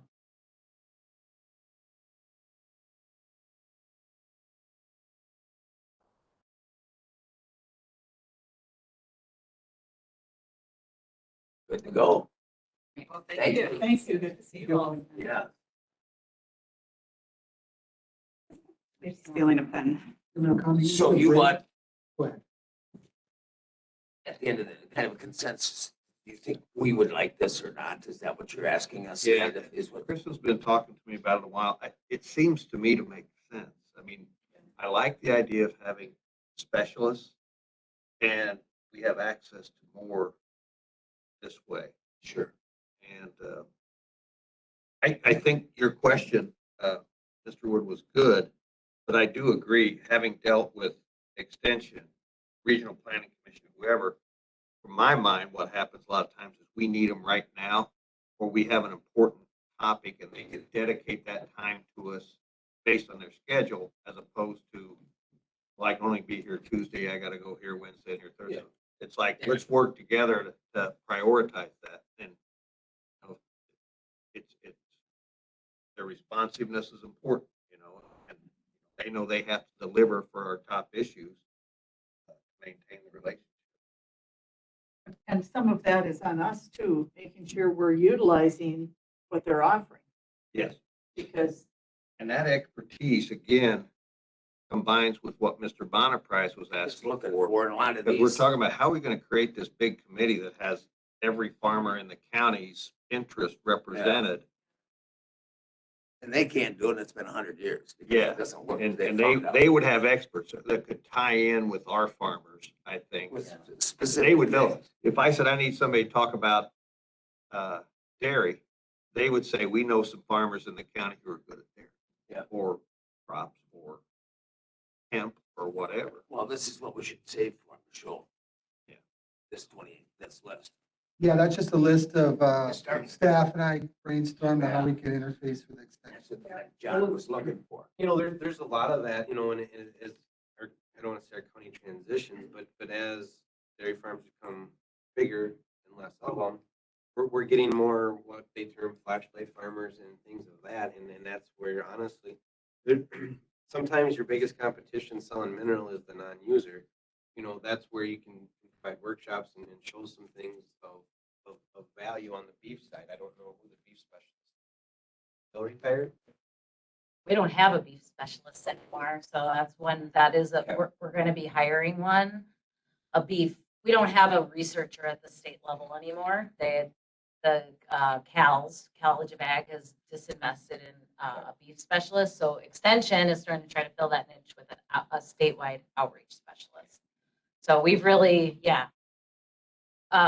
And I'm glad you brought up that list. So some of those things, I've reviewed that list. I mean, I think some of those things clearly we'll be able to do, but I do hope, you'll work with us as we think about how we prioritize. Again, it's going to we are going to need to prioritize what these people work on. They won't be able to do everything. And I'm glad you said about the expertise. I think it's important. So, there's two aspects of extension work. Questions, and that tends to be what everybody thinks, like that we take questions, we're the question people, but we also create programs. So we create workshops and things that people can attend and hear experts talking, and that's where we want to focus our efforts really on that programming side, because that's where we can drive some innovative work in agriculture. Or the education side. now. Correct. Yeah. Yeah. Okay. Yeah. So are Do you have any to add onto this list that you noticed or not? Maybe we should give it to you. I think I have it. I haven't looked at it now for a little while, so I'll have to remind myself of it, but I could provide some commentary on some of Yeah, them if that's That would help helpful. too. So with some of your outreach and some, like not having a beef specialist, do you look at any of the industry for help with some of that? Yeah, so when we hire, what's nice about having a beef outreach specialist is we can look at other states for research-based information. We could look at industry. we have a lot of support from the Wisconsin Beef Council for this outreach specialist position, so we can try to work closely with them on outreach. So, yeah, I mean, we're gonna hire a swine outreach specialist too. We don't have the Pork Association really wants it. They're gonna have to source information from other states because it's just not a big industry in the state. So we've gotten, the Pork Council really wants to see us have some expertise in that area. We've lost all of our expertise. We don't have anybody doing swine anymore. Well, maybe So- if they look at a monogastric instead. Yeah, it's a good point. That position will be coming through. We'll hopefully be able to cover some of that. I think, I agree with you. So, The biggest problem with hiring right now is you gotta take. yeah, I know. We're gonna be doing a lot of hiring, so it's gonna be it'll be an adventure to figure out where we find people. Are you gonna share, you're gonna have a budget for Vince? Fine. No, that it's gonna come in lower than what you're thinking. Yeah, it's a last flat, To start with, yeah, to so. start with. Once they get their foot in the door, then. So the nice thing about what we charge, so we co-fund, we call it co-funding with the counties, but we actually take the risk of how much we pay these people, because we charge you all a flat fee, and then we negotiate the salaries with people that we bring on. So, so you're actually kind of buffered a little bit from what we end up paying people. Yeah, oh, that was okay. I was I wondering. think where that's what you were going after. No, right? you're right. Yeah, and in the old model that, we did it was like a 60-40 split. Mhm. And so the counties would pay 40% and the state would pay 60, but that was the issue was how do we maintain equity across the state with positions when we have to work with the county on studying the salary? So one way to, work through that was this flat fee. And then it also maintains that every county pays the same. Yeah. So, Budget, it's easier to budget. And it's without having to much- jump it up and down. so much easier to budget. Yes. And that gives us the flexibility to negotiate with candidates. But we use them so much and we see so much value that we're asking and demanding more from them. And then when they come and say we have to increase, it's more justifiable that way, right, Mr. Olson? When you come to me and say we need more from extension, Don't hold your breath. Explain. But you have more, you can measure it better than you have before. You take more control. That's what's happening too, isn't it? That you have more benchmarks. Okay. And we've changed our reporting system and then also our planning system. So we'll be able to bring in some outcomes, numbers, much more so than we have in the past. Sure. So excited to be able to share that with the counties. Our impacts just haven't been noted as well Yeah. as they could and should be. So yeah, we're working on that as well. Right. You have to go. I gotta go. All right. Gotta be in Barron in 20 I minutes. think you wanted a short break, didn't you? Do we want a short break because Caitlin, she'll talk forever. Yeah, won't she? so I gotta set Caitlin, if we could, so I can set Caitlin out. So you can set her up. Supervisor Olson have to leave? Yeah, I got another meeting too. There's still four of us. We still have a quorum. Okay, let's take, what does it take you? 5-6 minutes? I can't take this. I can't take this being nice. I gotta go. now somebody's gonna go. So you guys, Thank you. thank you. Good to see you. Brad's leaving now. I can't take it. Yeah, scared him away. Scared to be a nice. Yeah, absolutely. Get in trouble. I'm sure.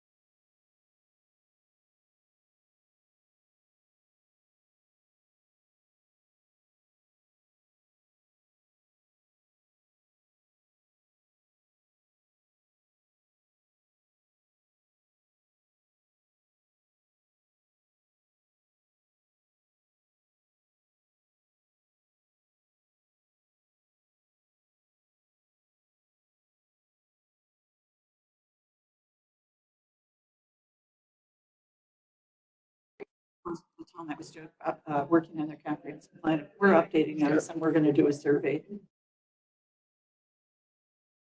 You come up to give the speech and you emptied the room. I know, right? All right. I would talk forever. Yeah.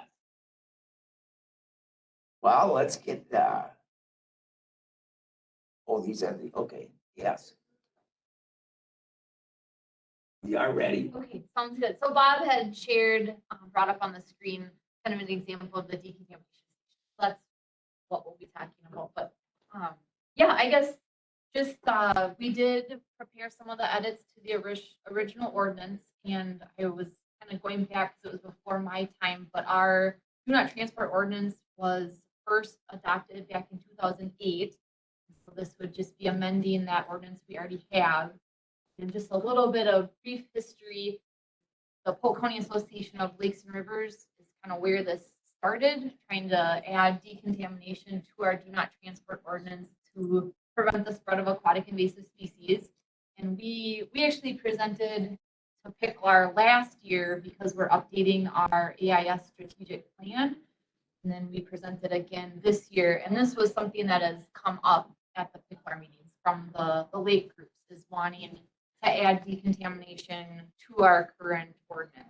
And I think a big reason why that happened is because a lot of our neighbor counties have already amended their do not transport ordinance to include decontamination. So Burnett, Washburn, Bayfield, and Barron have all kind of already done this. So that's a nice thing too, is we don't really have to start from scratch or recreate the wheel. We were able to basically look at their ordinance and what changes they made, and then just, that was a pretty brief kind of background on it. I don't know if you wanted to just talk So about yeah, it I guess quick. what kind of proposed with the ordinance is gonna be would be the actual decontamination. So this photo here is of a decontamination station in Burnett County, which Burnett and Washburn work tight, closely together. So they're both basically the same. They look exactly the same in Burnett or in Washburn. And so this would be placed at the landing, and the ordinance in those two counties, or the ones Caitlin listed, would be that you have to use this when you enter or leave the water. Which you can see right here is a bucket, and it's got a bleach pumper. It's got a hand pumper in it. That's got 2 tablespoons of bleach per 1 gallon of water. And what that does is when you spray your boat down, if there's any babies, like the early life stage of a zebra mussel, they're basically their baby stage, is their microscopic organisms that you can't be seeing. And that bleach will kill them when they come in contact. So you're not spreading these, they're called veligers, to a different lake and then producing adult zebra mussels. And the reason it's in the bucket is because they found that if the sunlight's directly hitting that pump sprayer, it dilutes the bleach faster. So if it's in a bucket, it's up to like 5 days. It's good. And then there's safety goggles for when you're spraying the bleach. There's a grabber tool. So and if you get a plant that's in the middle of the trailer, hard to get, you can just get down on a knee and use the grabber tool, and then a scrub brush to scrub off other things as well. So this is what would be at the station, and the decontamination would mainly be, removing all your plants, scrubbing, stuff off the boat, and then spraying it down with bleach when you're all done. This would be kind of what would be proposed for, Polk County would be a similar system, would be a similar sign and station. And part of that's for consistency, because if they've been to the other counties, Burnett, Washburn, I've already kind of seen this sign. And in fact, a few people we've talked to, like, oh, I think I remember seeing something like that up at Siren or wherever it is. So that's the nice thing. And this is what we were offering to help with for this year. So right now we do have a DNR grant. And so our time on this topic can count towards that grant. They are moving to contracts next year. And so it's a more consistent funding where you don't have to apply for a grant every year. You just get a set amount of money. The county does as long as we ask for it. So we don't know how, we'd have to think about if we can continue to help lakes do the actual installation and putting these signs up, but definitely being a resource for the design work. This is something that we got the template from, and they could just use this if they wanted. And I guess too, kind of why you might ask is how many do we have up in the county now? And we don't have any at this time. And some of the lakes, like for example, Bone Lake specifically, they didn't want to invest, or they were cautious about investing in the expense of a sign if people didn't have to use it. So if it was just a voluntary basis, they would have rather seen the ordinance in place first. And this was before the price went up, it was $760-ish. Now everything's more expensive, so it's probably a little bit more. But some of the stations like Bone Lake's looking at would be the CD3 is the company, and those are $30,000. So they're a little bit fancier, and they've got it's like vacuums or more. And pressure washers, and they actually have a hot water heater on site, so you're spraying hot water on it. As well. So is it up to each lake association then to install this, purchase it and install it? And maintain it And as maintain well. I guess one thing is, so we did kind of put this out early summer. If people were just interested to do it without the ordinance or whatnot. And we did get one lake that's gonna go through with it. Loveless Lake, just over here. They're planning on they're thinking about getting a smaller sign and getting 2 of them for their boat landing. So there is one that's still considering it for this. And we would be able to help them a little bit more just because we have a little bit more funding this year. That DNR grant, so we could be more involved. And we did do site visits with a number of different lakes who are interested in where would we put this, what would it. So you've contacted all the lake associations. Yeah, sent out an email. It's always hard to keep every president up to date, but definitely made the best effort to reach every lake. And then as the county, what do we take and maintain our own? What do we have? 8 of them, they said. That we have of our own, that Polk County takes care of. We don't have any right now. Landings, I thought we had 8 that Sorry, we the maintain. county owned land. We haven't really talked about putting these up on On county those. landings, like Lotus, for example. Yeah. No, we haven't talked about It kind of be up to the It's going association. to be a good start to do Well- it on ours. Because we have to have someone maintain them. That's the thing. The only thing is, so this bleach water, there has to be someone that's constantly kind of checking it to make sure it's there. That was kind of a lot of concerns or questions that were brought up is, is that pumper gonna last a week? So every Saturday we're gonna have to check it? Or at some lakes, they're gonna have to fill it up 2-3 times a day. Yeah. Depending, or just get more of them, I think they said that they're like $20 a spray or something. So you could get a handful of them there. So that'd be one thing if they were at the county landing, that it would have to be considered as who's gonna maintain them. Or at least make sure that bleach is filled up and the tools aren't missing. And I guess if that is something that the county does want to move forward with, I think we could definitely make the connection. We know a lot of the folks on BOTUS and the president, so maybe it is a partnership where we get them up at that landing, maybe the association is more willing to pay for it. Like on BOTUS or Long Street. Or if we paid for that and they maintained it. Yeah. That would be, a thing to start getting a few minutes. Because if we own those landing or maintain the landing, We should do it. we should kind of do it and get it, and then see if they would maintain it. Because I know Big Lake right on M there and stuff, they have somebody sitting there. I don't know on the north end of Cedar Lake, but there'll be 40, 50 boats on a weekend They have a there. big So boat. those are really busy there. But I mean, then I think we start getting them out. Just do it, people see it everywhere once they're in their boat. So I think- Once you move around. Yeah. I think like Burnett County has like 20 and Washburn has like 15. Already is. Yeah. Oh, already installed, yep. So they have quite a. And I guess if we did, because our grant right now, it couldn't necessarily cover the supplies. That's Loveless is gonna buy everything for the station. We would just kind of help them with setting it So up. it stays the same, right? Yes, and for consistency. But there might be an opportunity to look at DNR grants if that was something for the county landings to look at the material. That would be a big thing to look at, to find out how many we have and get them on ours at least, and then work with the associations and whatever to see if they would help maintain them. And then you show by doing, Yeah, and I guess also a few things like, so I've got a different, if you go to the next photo, Bob. This is just a little bigger, version of it, but, it does say the company that Burnett County used. I looked at a company in Polk County and got an estimate from them.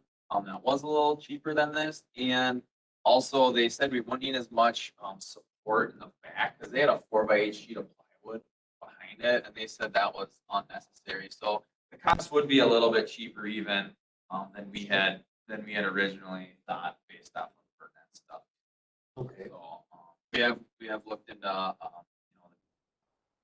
the supplies that are needed. The sign's the most expensive part by Yeah. far. And the more you order, the less they are. I think if you ordered 7 signs, it was $100. Sign. Yeah. So if we had 8 of them, if we have 8 landings to start with, should be good. Not county landings. I think we have 8 landings.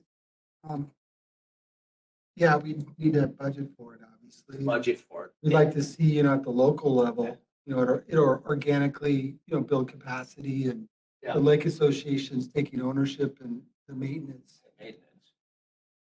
first.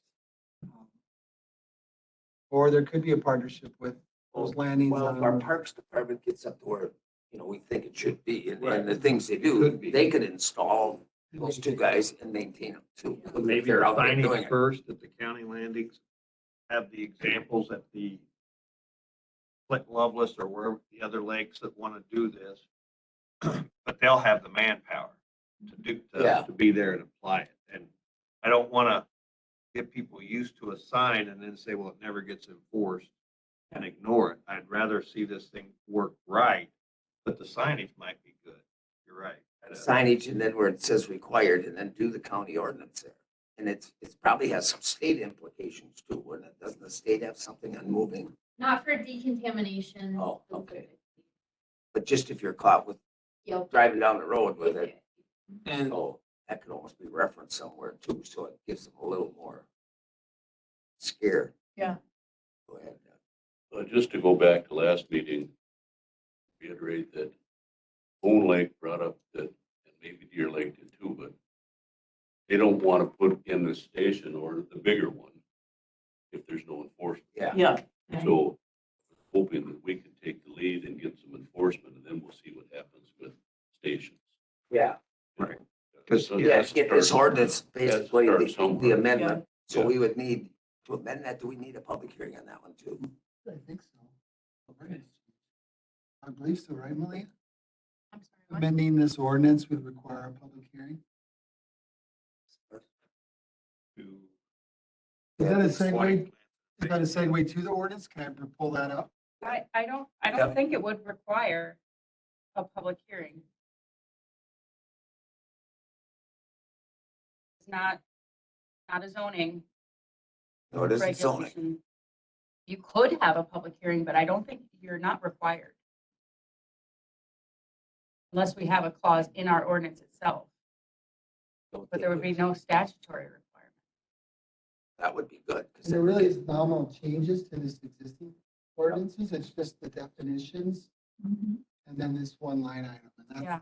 those are these red line items are the the only divisions we were hoping to go we with, change it. go through. Now, do we have a citation, saying we have citation power, but what do we have? It's in here as well. Violation. It's in this existing ordinance. We're just adding language, definitions of the decontamination station. And this language. In that language, okay. And we talked to the rec officer about this, the sheriff. I have not. Have you I mean, guys? It's not because I guess it ended here. Yeah. Yeah, sure. But now they were here with the, Name. well, they were here today too with the, with the ATV stuff, that too coming up. So, the rec officer. But I mean, that would be huge, because if it's at almost every boat landing, it's boom, it jumps out. You almost, how can you say you didn't see it? They can't They're read. 4x8. I know we had to do it. I They're can't 4x8. read. Yeah, they're big signs. Yes. Which And is, in case you're wondering, we did check with Jason on how close they can be and yeah. And remember, we changed the fee schedule for nonprofit signs. We can exempt ourselves. We're in that category. The first 8 of them on our 8 landings, we can Yeah. exempt ourselves, I would imagine. Remember that? I would think most lake associations would be supportive of this. You Yeah. think? I would think so. Most of them do it anyway. I Yeah. mean, They have somebody sitting there, but they Yeah, have a, Like Bone Lake is really supportive because they just don't want to do, they want this before they put in that expensive station. yeah, they want to put that spending money. And Deer pays Vacuums and some to of have somebody sit there watching. and Well, no, but at least it's there, you know, that Yeah. someone at any time could be there, like Yeah. at More Yeah. like they do it on just the holiday. Sure. They're there to explain what they should be doing. But they, Yeah. like at Deer, they're not decontaminating. They're just looking for weeds and stuff and pulling them out. Yeah. Yeah. Get most of the stuff that they This stated. is, zebra mussels, this is the way to go. And I guess we should have mentioned, there is zebra mussels in Deer Lake, which is just over there. So it's, high priorities to prevent them from spreading to the other lakes.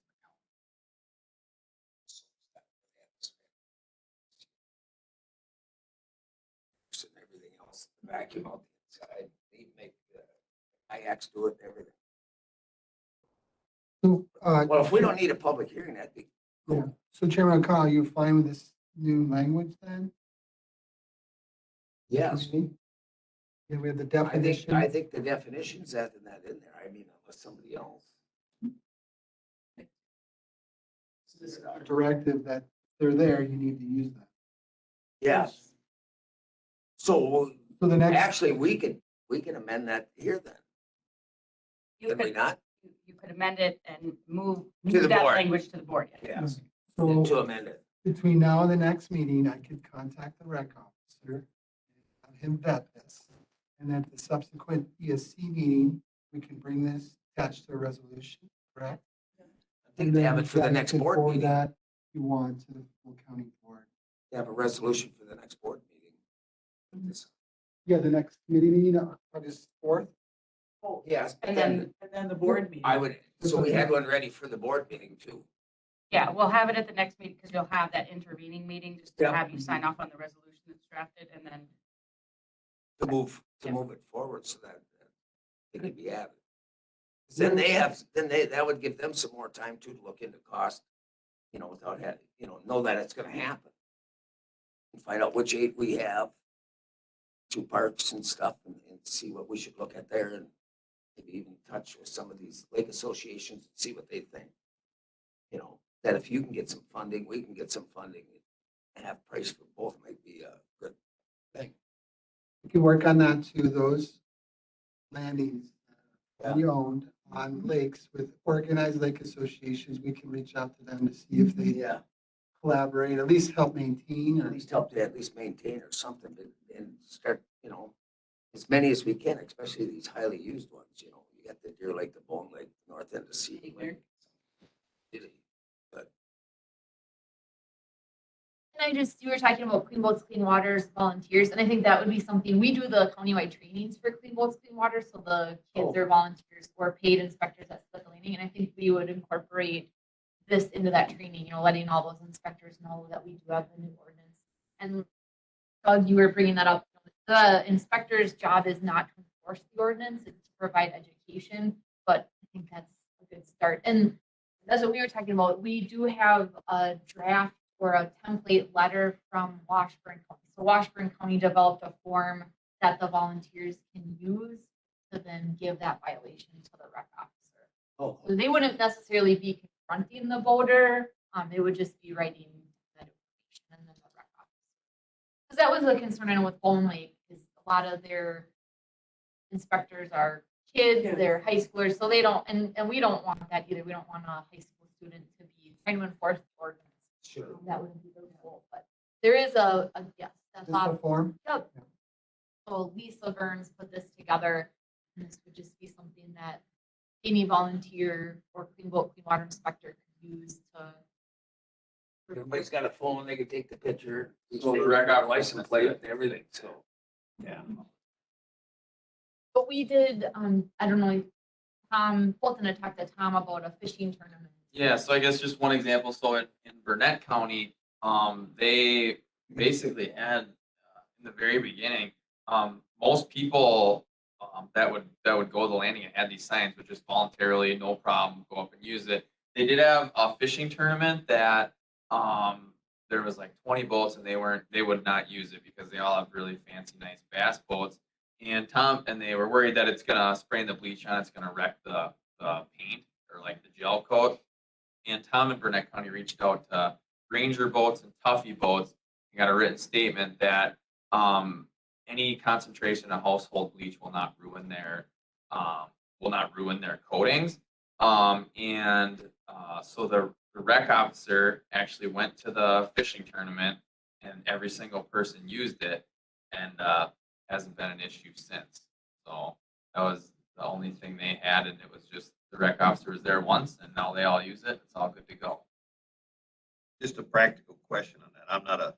I don't do fishing tournaments, but it seems like they all go in, within a certain range of time, and then when it's over, they all leave on a certain time. Is this going to create a major backup when boats have to pull out, line up, and go through that station to get cleaned off? Yeah, so it could. So that was when we went out and did some site visits with Wapo, Horseshoe, Loveless. We took that into consideration so that on potentially if a site would work or not for placement. All sites might not work, and having it off to the side so that you're not impeding traffic and spraying it down and cleaning. Like on Deer Lake may take way longer because of all the plants on it. But a lake, where it's super clear, you don't have hardly any weeds on your trailer. You just grab 1-2 weeds and then spray down. It only takes a couple minutes. So by the time you're off to the side, done cleaning, the next boat's just pulling out, swap places and having, possibly having a couple sprayers, may make a difference. It wouldn't, They had a tournament or something like that, but otherwise it's pretty spread Right. out. I Not would- everybody yeah. leaves the lake at 5 I'm o'clock. just thinking of a local community Yeah. that really likes their fishing tournament, likes people come to their community. Would this cause a fishing group to say, no, let's don't go to that lake anymore? That's And I don't know that would happen. I just asked. I guess, yeah, I don't know either. Yeah, It could whatever. be, like anything could be a deterrent, I guess, I but think they would want to do it. They have to do that everywhere you go now with the boat. Yeah. So I mean, it's pretty much You leave it- standard. Once you leave the water. Yeah, once you, I mean, that's everywhere now. I mean, everywhere you go. Or We're, south. we're becoming conditioned to do that. I know. Like you said, Deer once Lake they and knew the Bone rule, Lake have a then fishing there was tournament. no problem. And it's Bone Lake that is most concerned about Deer Lake coming up. Coming up, yeah, because they So have it. they're still in favor of this, no matter how much it slows down the boats. Yeah, no. Okay. No, if you gotta clean it, you gotta clean it so you don't spread it. That's just. making sure like they're in the right spot. Like some lakes, like I'm thinking like Lotus. I know it's not a super busy lake, but that might be a tough spot to put one in. Just kind of how that landing works. That's like something to consider too, because then you have the setback of 75 feet. You might be right at the road basically. So landing like that might be harder than a landing like Wapo at the Garfield one, where they got the big huge turnaround there, where you could stack up a few people and it's not going to really impede any traffic or anything. So that's like one thing to consider. Is not all sites are going to be totally. It's not gonna be perfect, but if they get them to work. Because, yeah, the one on the north end of Big Lake would be tough, that one on K. Yeah, it'd have to, and then with the setback, it'd have to be almost in the back of that small parking lot that's there, It's privately owned. which is but I gotta privately owned, talk and to then, Him and just see it, yeah. it might be hard to even see it. One thing we were looking Well, at. wouldn't you have a smaller sign right at the landing if you gotta move it quite a ways? And then the big one would be at where you do it.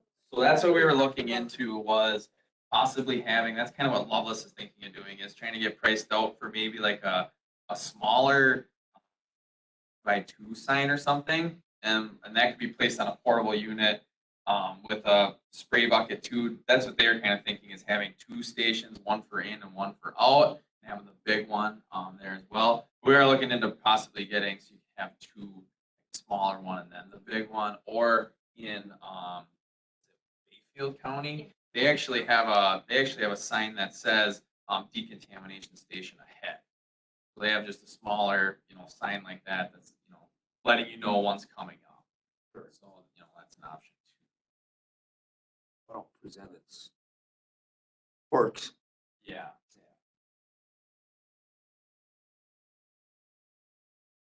I don't know, I don't think we need a motion to move this on, do we?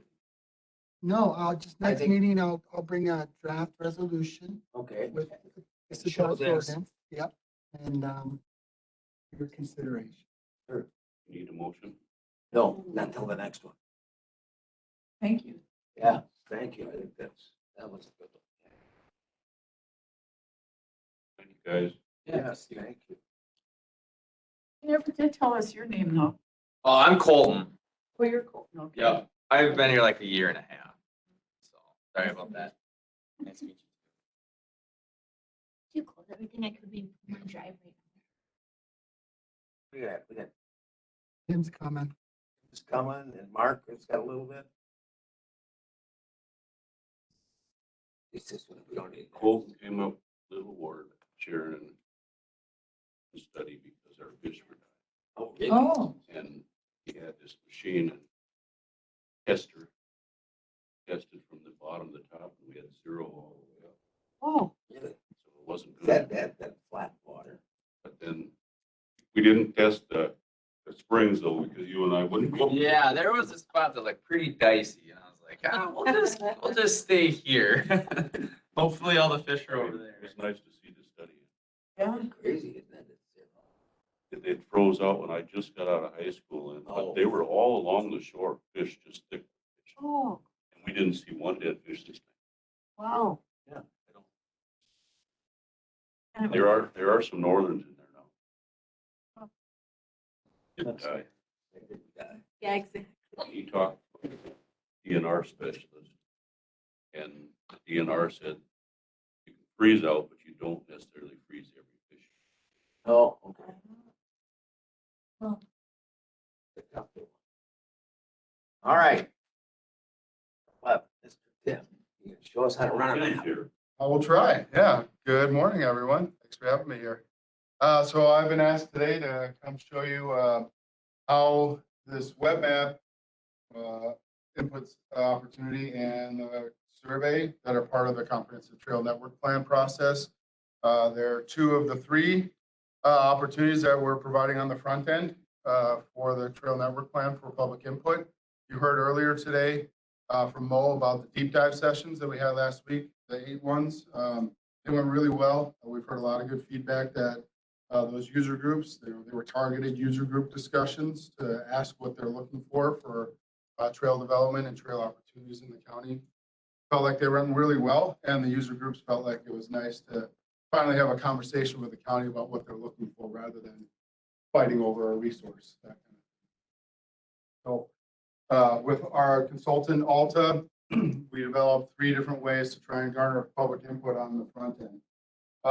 The 2 that are available, this is our county homepage. And you'll see up in the right-hand corner, prominently displayed. Right when you come on the homepage, it's right here. Either click on the actual survey picture here or this red icon. It'll take you to the page. So this is the first page you'll come to. You can see there's some buttons up here. Get started. That takes you to the web map. The view of legend. If you're on the map, then it shows you all the different types of trails there are. Blue trails, equestrian trails, you see those up in Sterling primarily. That's where that loop is up in Governor Knowles. Forest roads, snowmobile trails are the purple ones.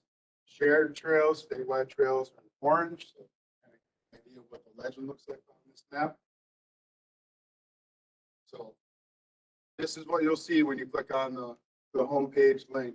You'll get the option to either go to the web map or to the survey. Start with the web map.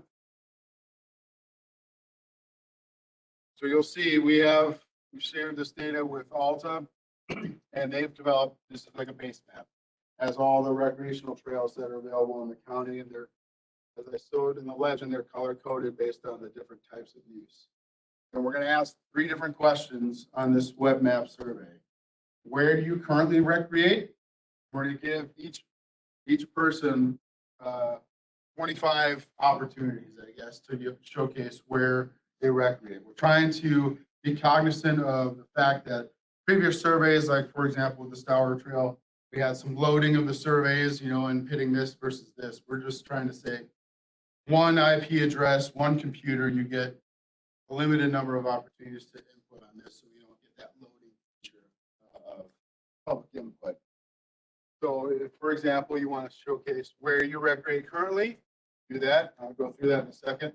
The next is where you experience some issues or conflicts on trails, if there are any. We're not talking about planning conflicts, like you feel like these 2 uses are incompatible. We're saying when you've actually been out recreating, have you had an issue, like there's a washout or some actual use conflict, that kind of thing. Not talking about your perception of that, just if you've actually experienced that. And then finally, where do you think improvements should be made? New trails, new amenities, that kind of thing on our trail system. So those are the 3 things we're going to. The way this works is if you're on your computer or your smart device, you can either left click on your mouse for your laptop, or you can just touch screen this.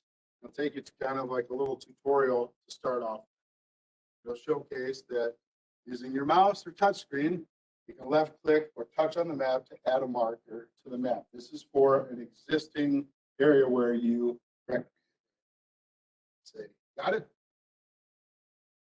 Just touch the screen, stay right there.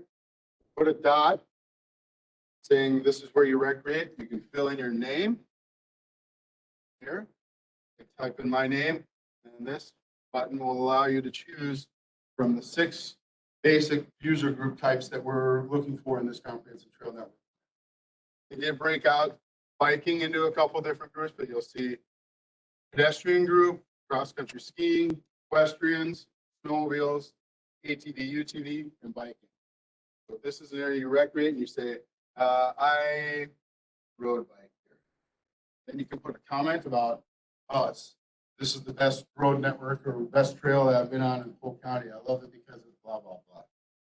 And then you click save, and it'll take you back to the main map. I'm going to cancel so we don't log this. But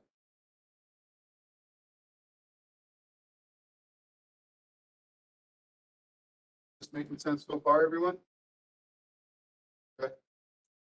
Now let's say I want to say something where I experience conflict. I'll pick a spot here. And you can enter your name, trail conflict. You can describe what it is, like say trail washout on there. You can put that information in there, and it'll help us understand what's going on up there in our current trail network. Again, like if you've experienced some other sort of issue, this is an area where we're talking about kind of the downside of our trail network system as it currently stands. Again, I'll click cancel so you don't log this. When you click save, it'll take you right back to the main base map, the original one. For me, when I click cancel, then I got to do all this stuff. It'll reset automatically. And then finally, where do you think improvements should be made? So if you want to say, I think a new trail should go from, I don't know, let's say the end of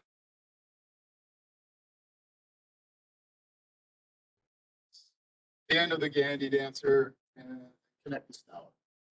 That's what should happen. So you can enter your name again, select an option, whatever you think it is, whatever use you want to think here. We're out. One of the things we're doing in the future use is we've identified kind of a new user group, which is water trails for canoeing and kayaking. So maybe on the Apple River, that kind of stuff. There's some stuff that's already there, but maybe improving it. Or if you say another different type of use that we haven't talked about, you can put that in and say like, hey, we don't have any trails for dog sledding or something like that. You can put that in here and it'll log say, hey, we need a trail here, or I think a trail for this type of use would be appropriate here. Okay? This make sense? All right. So from here, to get to the survey, you can either click on survey, it'll take you there, or you can also click home, it'll take you back to the survey. Okay? So as a little disclaimer here, or a little caption about what we're trying to do here, and I'll run through a series of questions. Okay, so the first question we're asking, are you a resident of Polk County? I am, so I'll click yes. Go to the next, and then provide your zip code. Well, just put in the zip code. Okay, next. Have you used any of the trails in Polk County? I'm going to run through two different scenarios here. If you click no, we have this survey set up. Click next. It asks you a question about why. We want to kind of know that. We want to capture anybody that's interested in Polk County's recreational opportunities. So even those people that haven't recreated on our trails, we want to know that they aren't and why they aren't. We can explain that here. And then if you click next, you'll go to this question and a few more questions. But you'll skip this entire section that is devoted to individual user groups and the questions we ask of individual users. Up here, just go back. Okay, so if I now select yes, that I do recreate on trails in the county, it takes me to the first of the 6 different user groups that we're talking about, questions asked of each individual user. This one is about pedestrian use, right? Okay, yes. And it goes into the questions that are associated with that user group. And each user group is going to be asked the same questions. Okay. So if you are a recreator of several different user groups, like say you're a biker, an ATV user, and a snowmobiler, you can answer the questions for each of them. This is different than the Stour surveys because we're not talking about you prefer this or this. It's just saying if you recreate in this, what are you looking for? What do you think the top issues are? We're collecting that more from a proactive, positive side of things where we just want to know that information so we as supervisors or as a county can make decisions about, hey, this user group said they're looking for this. How can we meet that? You know, that's what we're looking for. You can click up to 3 of these. And okay, takes you to the next one. So it asks you, how often do you hike or snowshoe? So you're saying, how often in terms of daily, number of times a week or month. You can select one of these, say once a week. And then when you're out recreating, how long approximately are you? We're getting an idea of frequency of use and the duration of use from these individual user groups. 30 to 60 minutes. Next. For each individual user group, we're asking them for ideas about how they feel our recreational system can be improved, our trails can be improved. You're getting user group by user group. That can be filled out. But next, now we're on to the next user. ATVs, UTVs. It's just a handful of questions. We're trying to get information, but we also don't want a survey that's 50 pages long and people are like, oh my God, it took me 45 minutes to fill it out. So I'll say yes, just so you guys know. Same thing. See, you can see what is the top priority issues. Click up to 3. Right? So, lack of adequate trails. How often, again, say once a week, recreate for 2 to 3 hours.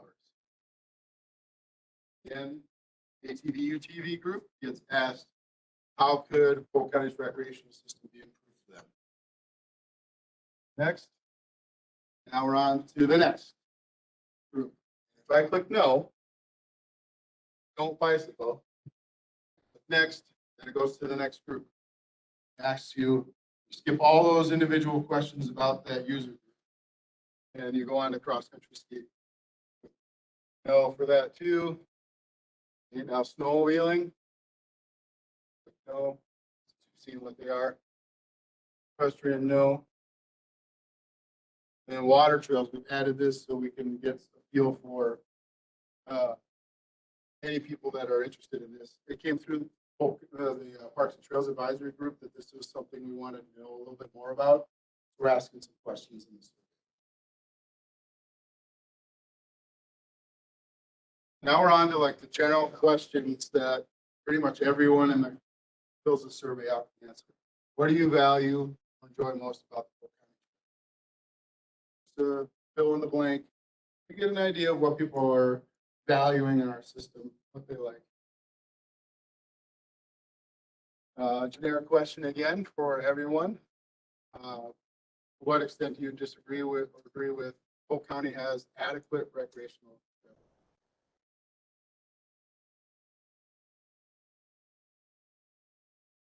Next question. What types of new trails would you like to see in the county and where would you like to see them go and why?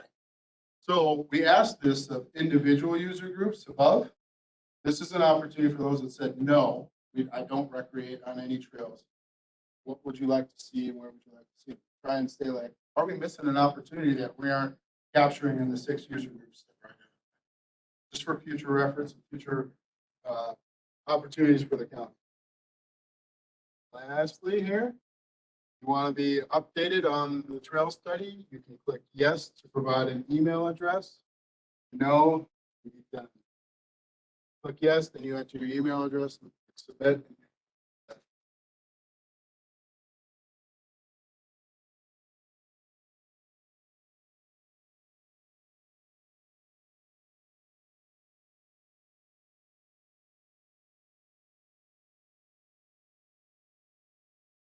You're done. Any questions on that? Seem pretty intuitive, easy to use. If any of you want to fill it out or have questions about how to fill it out, you can come see me and I can walk you through this again. That's one of the opportunities, 2 of the opportunities for front-end public input. This information, along with the stuff that was gathered, the information gathered at the deep dives, will be used to try to get a feel for what these individual user groups are like. That information will be part of a report. It'll be included with the plan document itself. It'll be utilized by staff and PTAG to develop recommendations along with a decision matrix to help rank and prioritize some of these projects.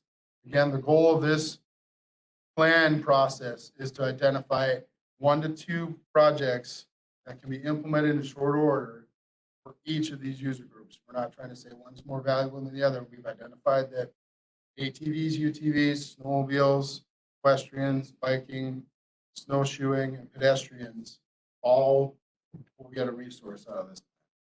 Right. I mean, if you look at the survey instrument itself, it's not a voting tool. It's just a tool to gather and collect information, particularly about the experience from each user group. You know, the frequency and the duration.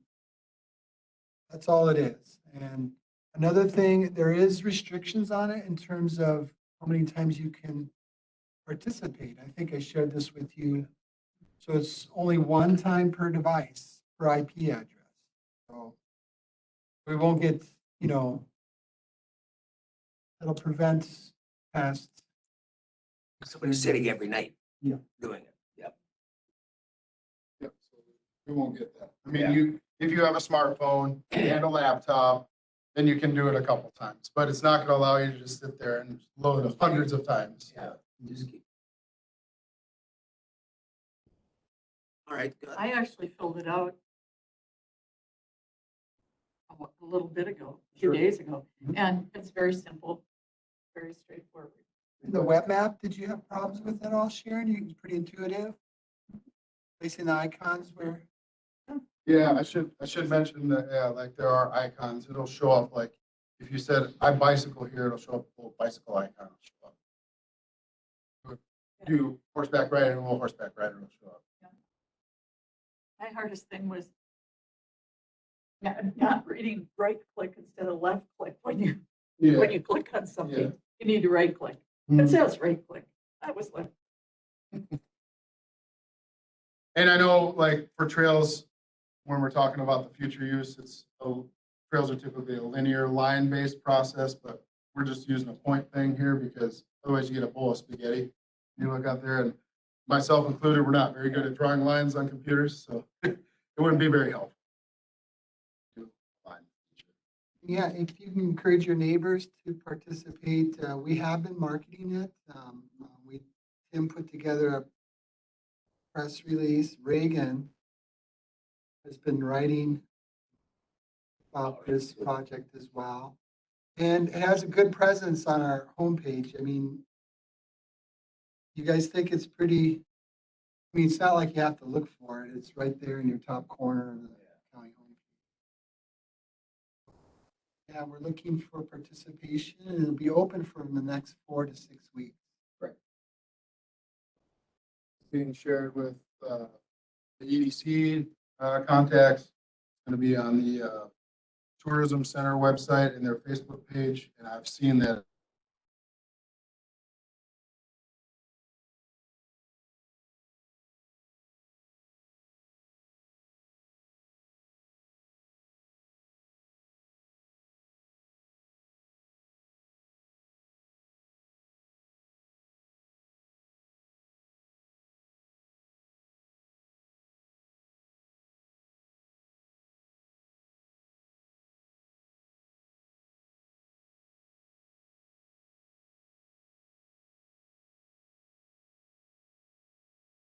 I shared on Facebook. A lot of us walk the trails. Yeah. And it would be good to get either bike or walk and get their input. I mean, worst case scenario, you could put the link to the homepage, you know. I could, that's what I just put a note. But when you said Facebook, I thought, well, you did.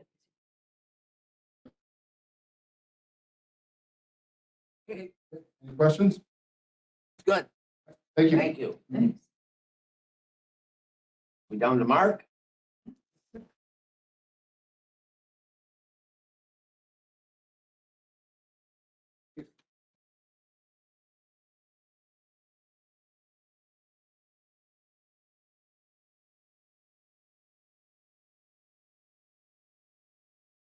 Take too long, let's get started here.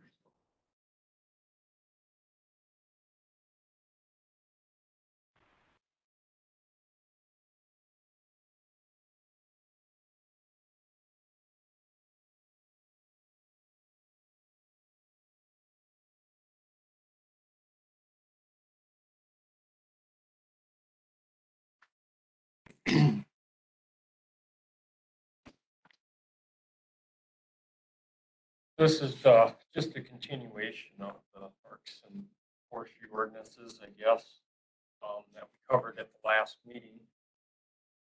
I guess kind of what we need to review today is 2 areas. Kind of everything in blue is additions per your comments at the last meeting. And the second item would be related to the penalties associated with these things. Just by combining ordinances and stuff, they were kind of all throughout this document. The last meeting, we left it at, we're going to consolidate them at the end. So just going over this to make sure captured your comments and I've captured the penalties correctly. So I'll just keep going unless you got questions, just interrupt me, etc.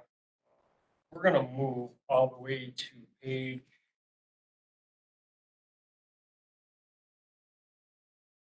page 6. And, that one that Bob just had up for forest fires, that's just a reorganization type of thing. I put it under fires versus, I can't remember where it was. To be frank. That's just reorg. Go to page 6.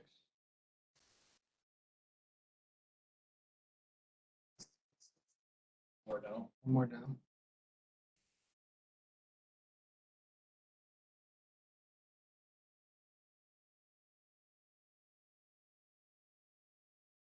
Is that what you want? Nope. It'd be, the heading would be, You stand, is in the middle of it. page 6 would have been that forest fire one. We Yeah. need to cover that, so. I'll go to a question. Going the right way? 7. Keep going? Yep. Oh, okay. There so you I'm supposed to go are. You down. just went by it. This version has all the strikeout. Going down? Yep. Be page 6 on the handout, and on that, keep one down.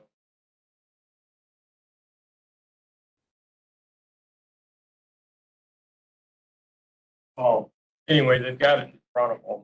Basically, the comment was made on page 7 on the handout that there was some clarity to be added to the wording where if we do develop a trail across the wetland, et cetera, that would be fine. Because what was written before is in the county forest, you could ride your horse within 50 feet of a wetland. So the exception to that now, as rewritten, is if we develop a trail, as long as we stay on the trail, they can within 50 feet of a wetland. So that blue hopefully clarifies it. I forget who made the comment, but yeah. And then on the handout, moving to page 8, in blue again, that's just a reorganization. I've got it highlighted blue because it spurs renumbering. That was buried elsewhere in the document. So this would actually be a different section. Create a new section in the documents. The other forest uses?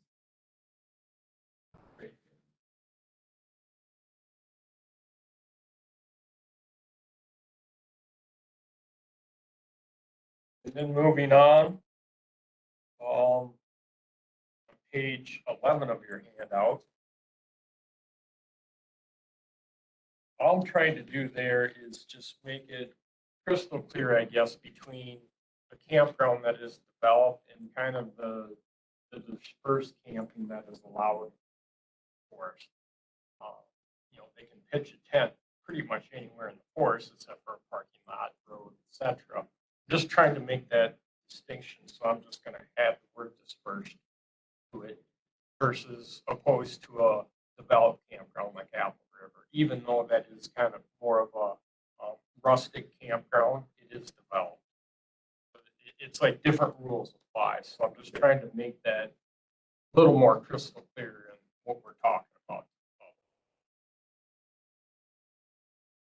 And then finally,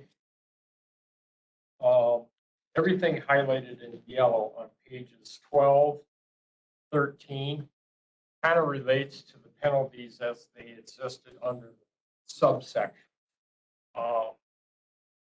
Per the meeting last week, kind of left it as we're going to delete them and we're going to adopt all in the very bottom, Bob. Yep. Basically, we're going to adopt the uniform penalties that DNR utilizes, and they change this on an annual basis. And all this exercise is tying these ordinances sections to particular uniform ordinances. If that makes sense. I think most of you probably saw it last night. Yeah, the forfeiture schedule was in your It's in our packet. packet. So we're just gonna refer to this rather than having it Put in there. put in there. Yeah. right? So the advantage of that is those change every year. We don't have to go through this document every year and change it. or every 5, whatever. That's constant. It's changed every year. And I think there's, yeah, and it's added. And that, so that language in blue is what Mark suggested for that.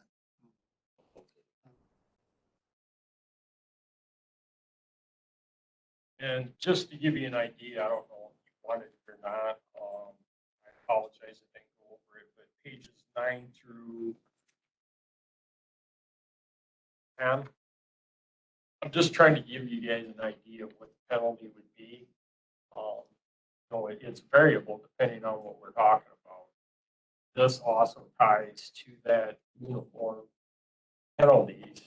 And this would just be the penalty. It does not include court costs and all that. So So you're just putting that in there for their just reference. reference, that won't be in the final Yeah. ordinance. So that will be taken out. It's just, I wanted to, for instance, where the fines go anywhere from $10 to 200, depending on what we're talking about. But other than that, if there isn't any final revisions, comments, questions, concerns, next meeting, you'll have an ordinance or resolution. Similar to the aquatic species Yeah. draft ordinance or Yep. resolution, rather, we'll do the same with this Okay. in the next meeting. And I'll do my best in the resolution to group them where kind of going to be 3 or 4 categories. This is just edit, change, deletion. The cabin leases got rid of. Yep. Things like that, yep. That does make sense to do this, and then it's the enforcing people, that'll help them too, that it's not everything different. And just want to point out in the handout, last night, part of your action last night, this one, again,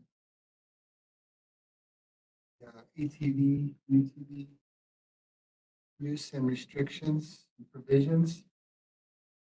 That's all what you adopted last night. That we adopted last time, yeah. We're cleaning up the rest of it like you had asked Yeah. us to do for the forestry ordinance. So this is what we're doing.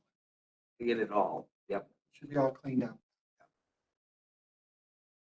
Well, last night's discussion, part of it is of this ordinance. Now, Yes. Mark's done the rest of the Forward, cleanup. yeah, and renumbered and everything, and got it. Yeah, that's what I'm gonna have to do, go through this one more time, 3-letter format type of thing. Sure. And it's in the right form. Yeah. Yeah. We'll All right. do our best drafting ordinance, or obviously run by legal, and the new process is to attach the red line Yes. ordinance to the resolution. Try and have a clean one. Rid of all the red and straight through the yellow. Make it look like it's gonna end up to be, yes. All Alrighty. right, any Thank other you. questions? No, thank you. Good. Good.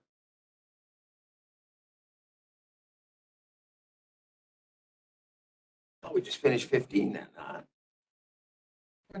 Handle on. I think I got a good handle on August 4th.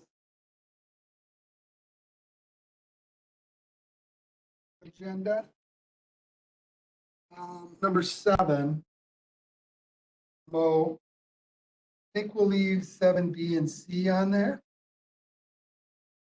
I believe we would have met as the ATV, UTV.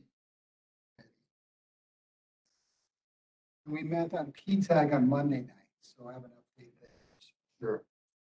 So August 4th, Mo will present there. You know what I'm going to do is take 7A, which is updating the comprehensive trail network plan, and have Tim provide updates rather than Mo because he's so engaged with that. So if that's okay. Yeah, that'll Okay. work. I'm gonna do that. I know we have 2 public hearings for zoning on the 4th. One's a rezone in the town of Clayton. RA5 to B2, Bow Mud Bog. So Yeah. as a conditional use and stuff. Yeah. That's been.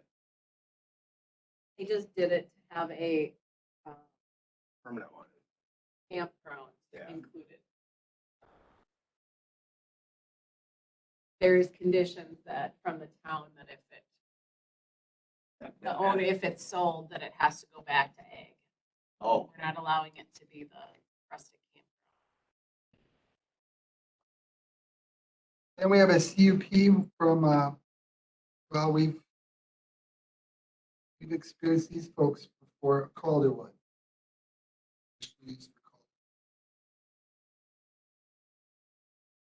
So that will be on the agenda.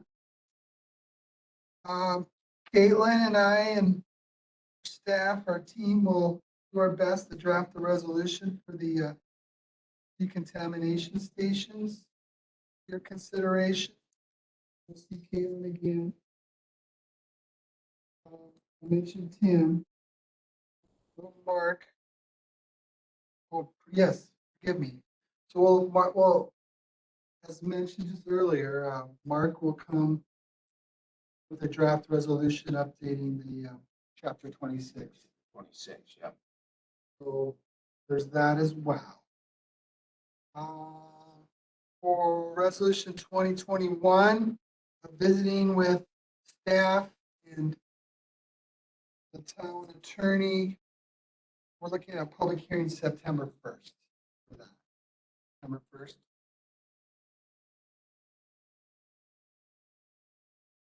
And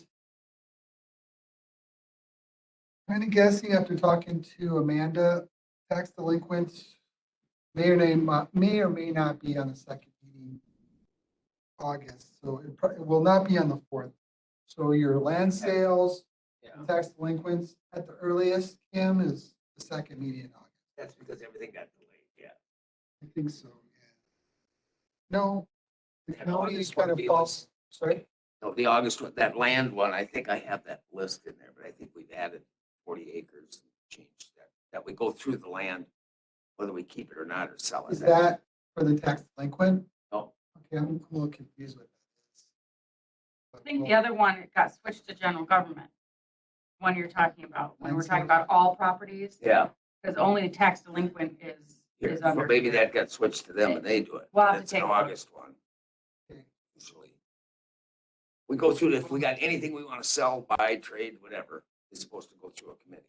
Once a year, we check it. You call that last year? Might have, before we go to the outlook, I think I have the list with So me. Mo did that last year perhaps? Oh, Was it Amanda? it wasn't Amanda, I think Mo has the list. And then it just gets updated. It's got all the county forest 40s in there, all that. And then we decide if we're going to sell, add to it or whatever. Try to keep updated. If there's something we have that we don't need. Say we had the building back here, we want to sell it. Okay, it's still, that has to go through planning and finance.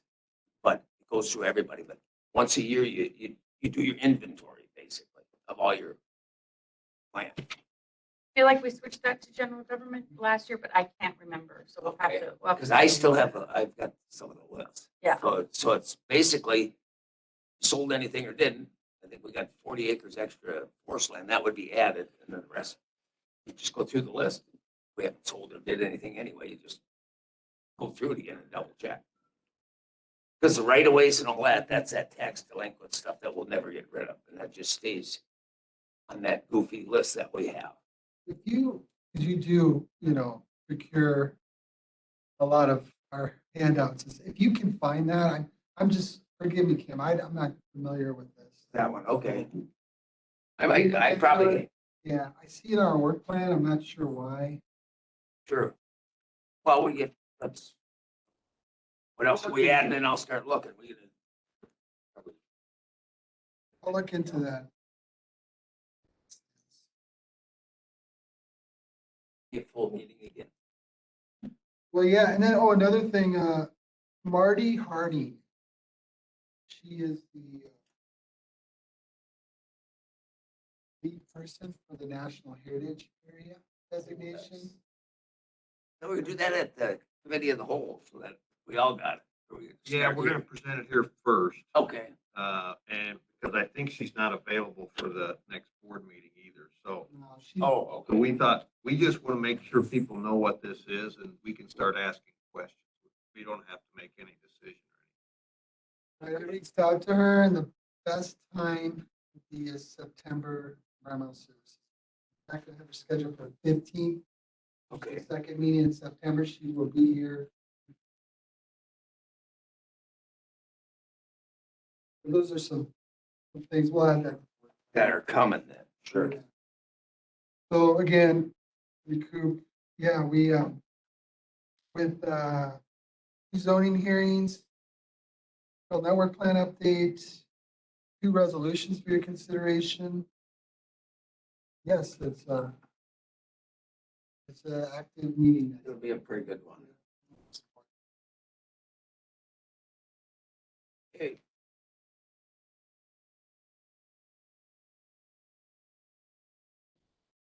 If there's nothing else, we're at number 16. I make a motion, we adjourn. There a second? Doug? Those in favor say aye.